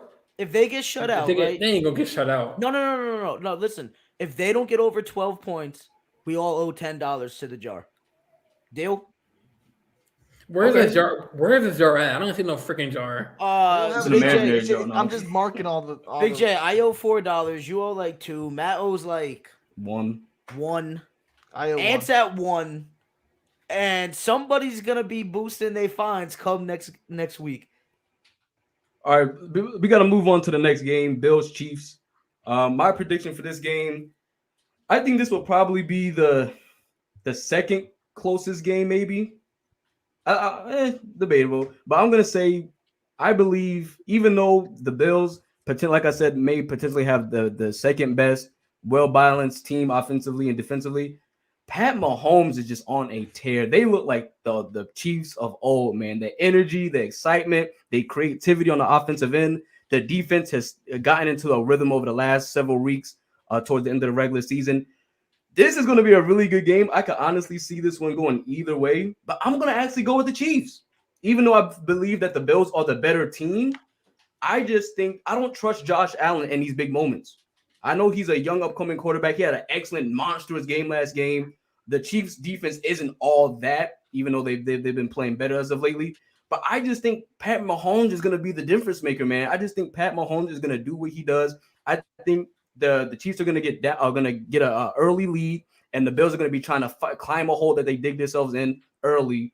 And I'm going to say Pat Mahomes walks out of Buffalo Are they home or is Buffalo home? I think the Chiefs are home. Yeah, okay. I'm gonna say the Chiefs walk out with a W. I'm gonna go 31-27.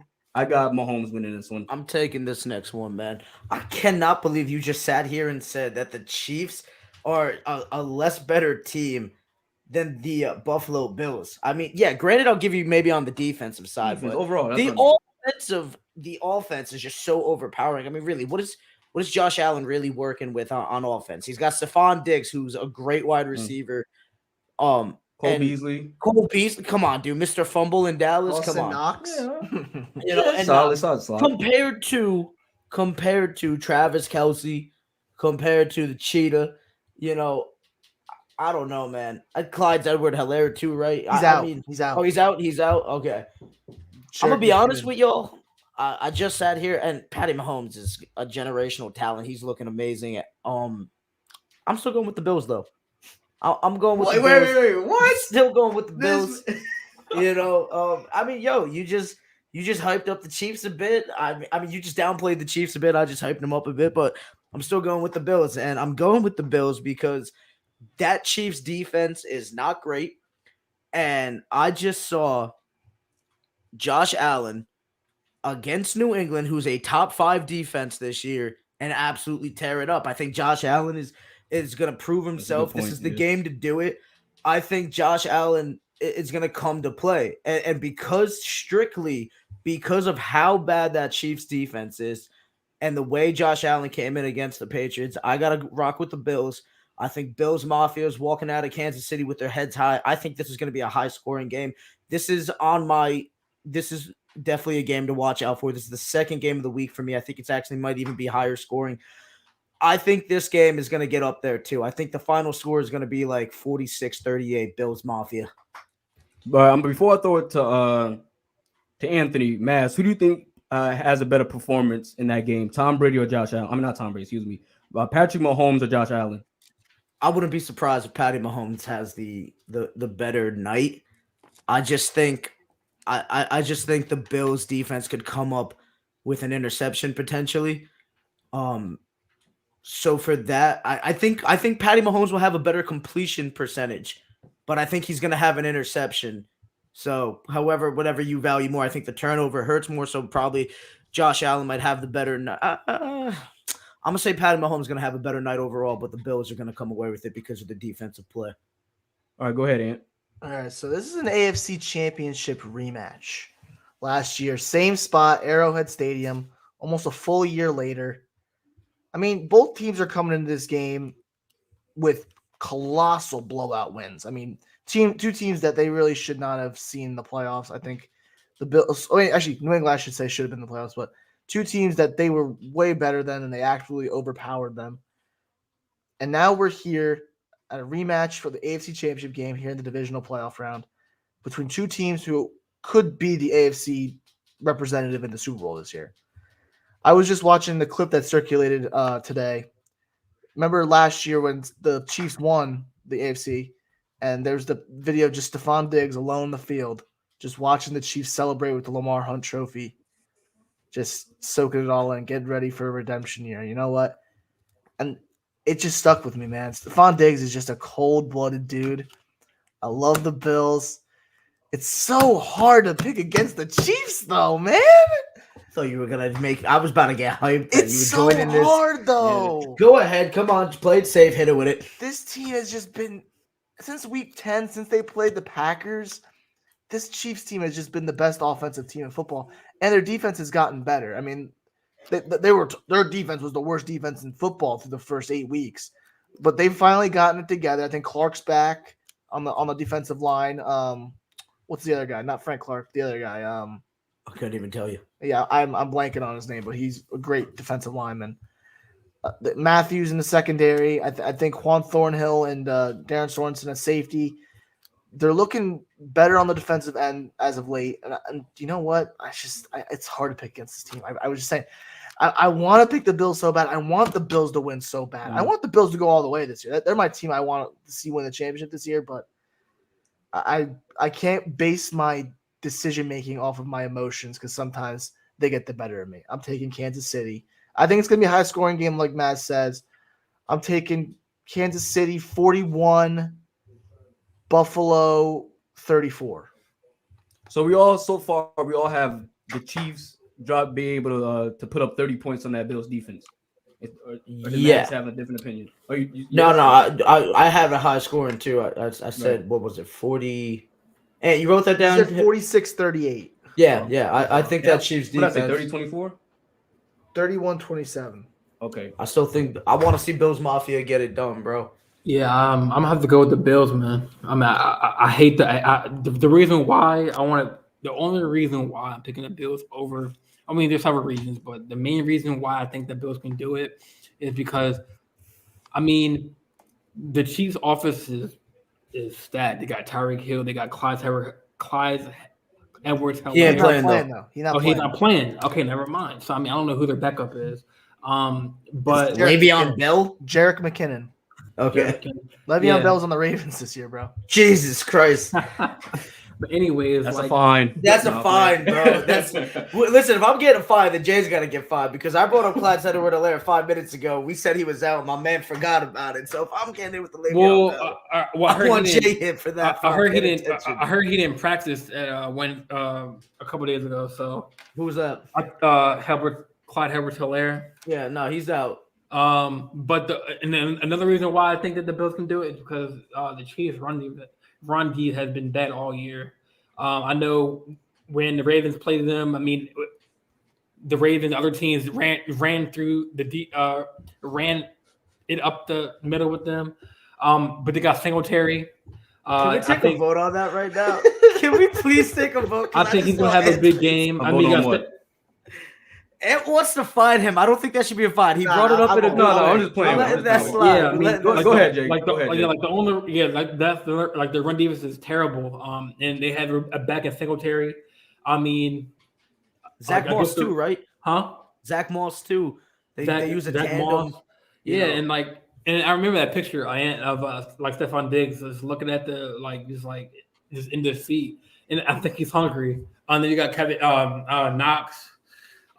So I mean, he's looking like a safety blanket. Yeah, exactly. So and then they got. I mean, I know. I gotta look at their receiver. They had another receiver. They got Diggs and Beasley. No, y'all missing another receiver real quick. Oh, is it? It's not a. Is it, I feel like it's something weird that begins with like a D. No, 1 second.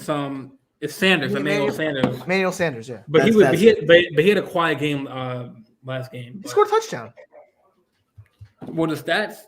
He scored a touchdown last game. The stats saying he had 2 receiving, or he had 36 yards off of 2 receiving.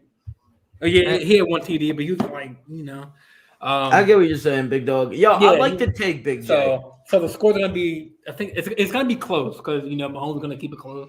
I think it's gonna be 30-27 Bills. 30-27. Right, okay, not as high score. We're split. Before we move on to the Big Ben subject, I just want to. You guys don't have to go in depth, but just give me your answer. Which quarterback do you believe has the most pressure in the playoffs? I'm gonna throw. Obviously, you got Matt Stafford, Aaron Rodgers, who last year people say he didn't perform in that NFC Championship game, and then obviously Josh Allen and Pat Mahomes. Joe Burrow's a rookie, and then we don't expect much from Ryan Tannehill, so I'm not even going to discuss those two. Out of those teams that I mentioned, who do you think what quarterback has the most pressure on them this season? I'm gonna start Not with even Matt. close. Not even close. It's got to be Matt Stafford for me. I mean, this guy is literally trying to prove whether or not we've been debating whether or not Matt Stafford's been a good quarterback for how long, and he's finally got all the tools and stuff, and this is the game that's gonna make or break him, and whether or not Matt Stafford's a good quarterback. If he can pull off this win, everybody's split on it. Some people are like, no, he's awful. He was in Detroit. I think he's only won 1 playoff game or something like that. I think Matt Stafford definitely has the most pressure because think about it. Aaron Rodgers, MVP, won a championship. Tom Brady, the GOAT, feeling nothing. Joe Burrow, rookie. Josh Allen. Josh Allen MVP too. No, Josh Allen lost MVP last year. Aaron Rodgers. Oh, wait, Josh Allen got some pressure. I'd say Josh Allen's in second, but he's still young. You know what I mean? Like, hasn't been in the league nearly that long. Tannehill, we really don't expect much from him. Right. Like, he's not going to impact the game. Like, he's a solid guy, but he's not gonna really have that much of the impact on the game. I feel like out of everybody we just named, Jimmy Garoppolo, I mean, come on, stop it. Stop it. You sound like Shaq right there. Yeah. Stop it. I just think it's definitely got to be Matt Stafford for all those reasons and the reasons that Ant named before. Go ahead, Ant. All right, go ahead, Ant. Who has the most pressure? I'm taking Aaron Rodgers. Okay. That's what I was about to say. Yep. Go ahead. Aaron Rodgers, he's been in the league now for over 15 seasons, and he's only got one championship to show for it. I mean, he's the quarterback of this generation outside of Tom Brady. He's more talented than Tom Brady for sure. Like, he is the most talented quarterback of this generation. And for him to only have one championship right now on his resume and like 5 NFC championship losses, he needs to be better. I mean, this is his last year in Green Bay, I think, for sure. Some people are saying there's a possibility he could make a return next year. I'm not too sure about it. I mean, I know he loves LaFleur. I think him and the front office have sort of patched things up, but I don't think it's repairable to the point where he will be coming back. This is his last ride in Green Bay. I mean, the last dance, Michael Jordan sort of style, you know. But I think that he's got to buckle down. I think he's definitely going to beat this San Francisco team that we said is not as good as this Green Bay team.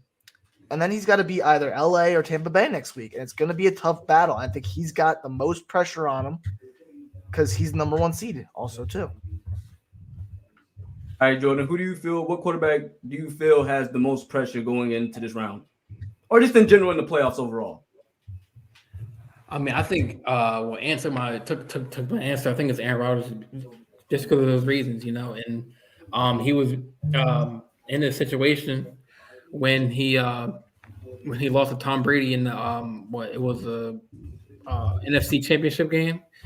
I think they went for it on 4th down, right? And they failed, I believe, last year in the playoffs. But I believe that, you know, Aaron Rodgers, just like Ant said, won Super Bowl to his name. He in the beginning of the season he was going to hold out, and you know, until he got, you know, he signed a little 1-year deal, and he was not threatening, but he was like, you know, going to be on some reality TV show, you know, instead of playing, and he was, you know, had this whole thing with the whole COVID vaccination thingy, but. So a lot of eyes are on Aaron Rodgers right now. Just him being in the MVP talks right now, and him, you know, trying to get another Super Bowl. I think he has a lot of weight on his shoulders right now.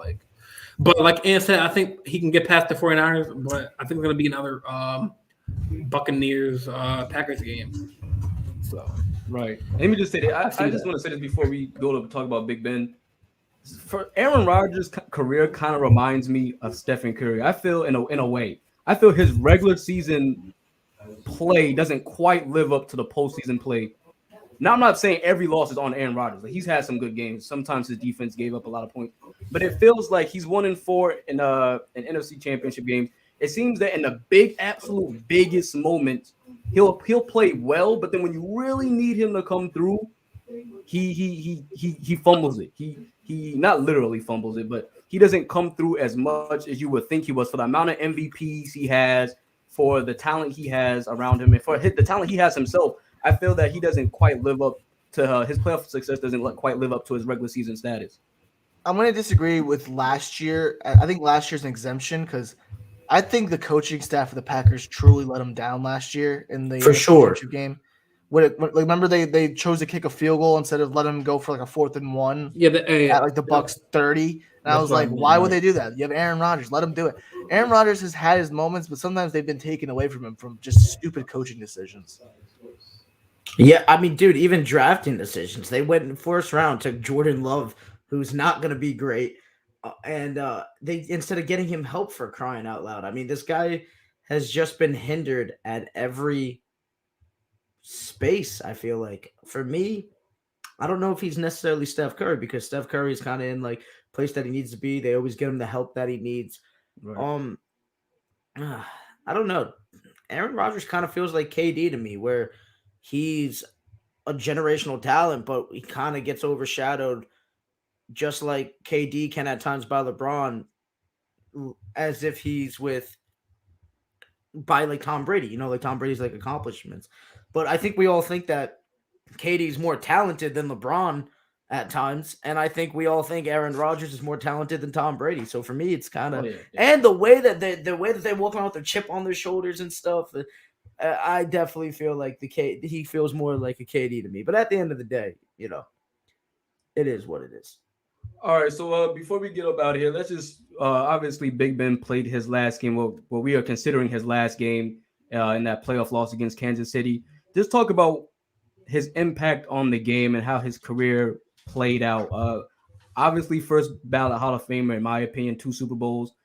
And in his earlier days, he was mobile, could shed off tackles, had an amazing arm, was clutch. He has a lot of comeback wins, game-winning drives, hitting San Antonio Holmes in the end zone against the Cardinals for the win.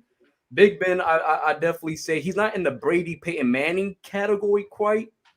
Next tier down. I don't look at him like Aaron Rodgers, but I do have him above like Phillip Rivers and the Eli Mannings. I have him like a notch above them, but right below like the Bradys and the Mannings. So overall, obviously, like I said, he should be a first ballot Hall of Famer. He won 2 rings, dealt with a lot of off the field issues at a certain point in time, stuck with it, was battle tested. So I'm happy for him. I wish him the best in his future endeavors or whatever he's doing. So thanks for Ben for all the fantastic games. Yeah, I definitely agree. With me being like a diehard Ravens fan, like I'm a miss the Ray Lewis, battles in the trenches. That famous pick of Ray Lewis on top of Big Ben, even at sometimes. But like you're right, Matt. I mean, like there's no reason why Ben should hang his head. Good career. One of those quarterbacks that was hard to bring down because he's a big dude. And he was the epitome he was the epitome of, so whatever quarterback comes in next, Ben Roethlisberger is the definition of a true Steeler. Never had was always good in the press, was always kind of quiet in the press sometimes. Very, very, I never met the guy, but cool demeanor. So I'm gonna miss that. But like you're right, like had a good career, definitely a Hall of Famer. Potential Hall of Famer. So head off to Big Ben. I wanted him to have a deep run in the playoffs, but it wasn't going to happen. But what a story that would have been for his career, like to end it off. But yeah, man, I'm gonna miss Big Ben. Even though I'm a Ravens fan, but man, I'm gonna miss you, man, Big Ben. Go ahead, and what's your thoughts on Big Ben? Big Ben, as a Ravens fan, was just a guy you loved to hate. You just wanted him every time he played the Ravens to get sacked as many times as possible. And I have a little video to share with you guys about one of the great hits he's taken in his career. Mr. Bart Scott. If any of you guys remember this, I'll try to see if I can get close to the camera. And that's good right there. Let me see if I can. Wait. Boom. Absolutely gets flattened by Bart Scott. One of my favorite Ravens highlights I've ever seen. Now Bart Scott's blown up bridges with the Ravens for saying comments, but whatever.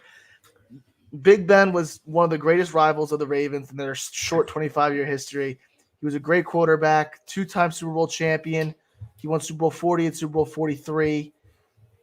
He's definitely put a mark on this game. He was a great scrambling quarterback at the beginning of his career. Towards the end, he was relegated to the pocket. He sort of fell off a little bit, but you know what? He still maintained to be a playoff quarterback, and he never let the Steelers have a losing season in all the years he was there. So he's had a great career, and now let's see what else is in store for him. Canton waits. Fellas, Big Ben. I think it's really a shame Big Ben's never won the MVP. I just think talk about consistency, man. I don't know if there was ever a year where he earned it, but the guy, since a majority of his career spent as a top 10 quarterback in the NFL, in my opinion. He always gets grouped in with Eli Manning and Phillip Rivers. I think he's clearly the best of the three. The guy is ranks, I think, 7th all-time in NFL career passing yards, 12th all-time in passer rating at 94.3, solid. Tied for 9th in yards per attempt, 7.8, and tied for 12th in completion percentage at 64.4%. And that's for quarterbacks with a minimum of 15 career attempts. Ben Roethlisberger is a quarterback that he's kind of like the second coming of Elway. Maybe not as talented as Elway was, but kind of that same thing. I know he idolized him. He literally, we seen him use that backyard football, getting out of the pocket, extending plays, just doing whatever he could. Earlier on in the career, Big Ben take off a little bit, drop a shoulder. He was just fun to watch, man. He was a guy that I loved rooting for. 2-time Super Bowl champ, as we already know. NFL Offensive Rookie of the Year, 6-time Pro Bowler, 2-time NFL passing yards leader, 100% making it into Camden. And let's not forget, touchdown to interception ratio, 418 to 211. I mean, the guy was a beast. Shout out Big Ben. Thanks for all the years. I think he's done. I think he's hanging up the cleats. It's been real. But there's not much more you can say. Big Ben, absolute beast. I agree. And we have to also keep in mind, he did play in that era where the quarterback wasn't protected as much as it is now. He played against those Ray Lewis defenses like you guys mentioned. So just for him to be able to play in that era and to still be relevant and have an impact on his team at this age in a league that's different now, I have to give him credit. So let's not forget about the motorcycle accident too, man. Like he had that bad accident in like 2006, I think it was. Coming back from that and still being the player that he was, amazing career, man. Shout out Big Ben. Right. All right, so we're gonna wrap it up here, guys. Thank you guys so much for tuning in to today's episode. But we are going to be having a show Thursday, correct? We're all expecting a show Thursday. NBA special Thursday coming up. So we spent the entire episode here talking about NFL, so we apologize to all the basketball heads out there, but it's playoff football. I mean, these things happen. Had to dedicate. We weren't planning to dedicate the whole podcast, man. But here we are, man. Well, all right, good show, guys. Good show. Yeah, I'm Jordan. I'm the host of the JJ Sports Talk Show. I got my boys, and on my right, Matt down below, and Naz bottom left on my computer. So another good one, like you said, Thursday. Let's get it, man. Have a good one, fellas.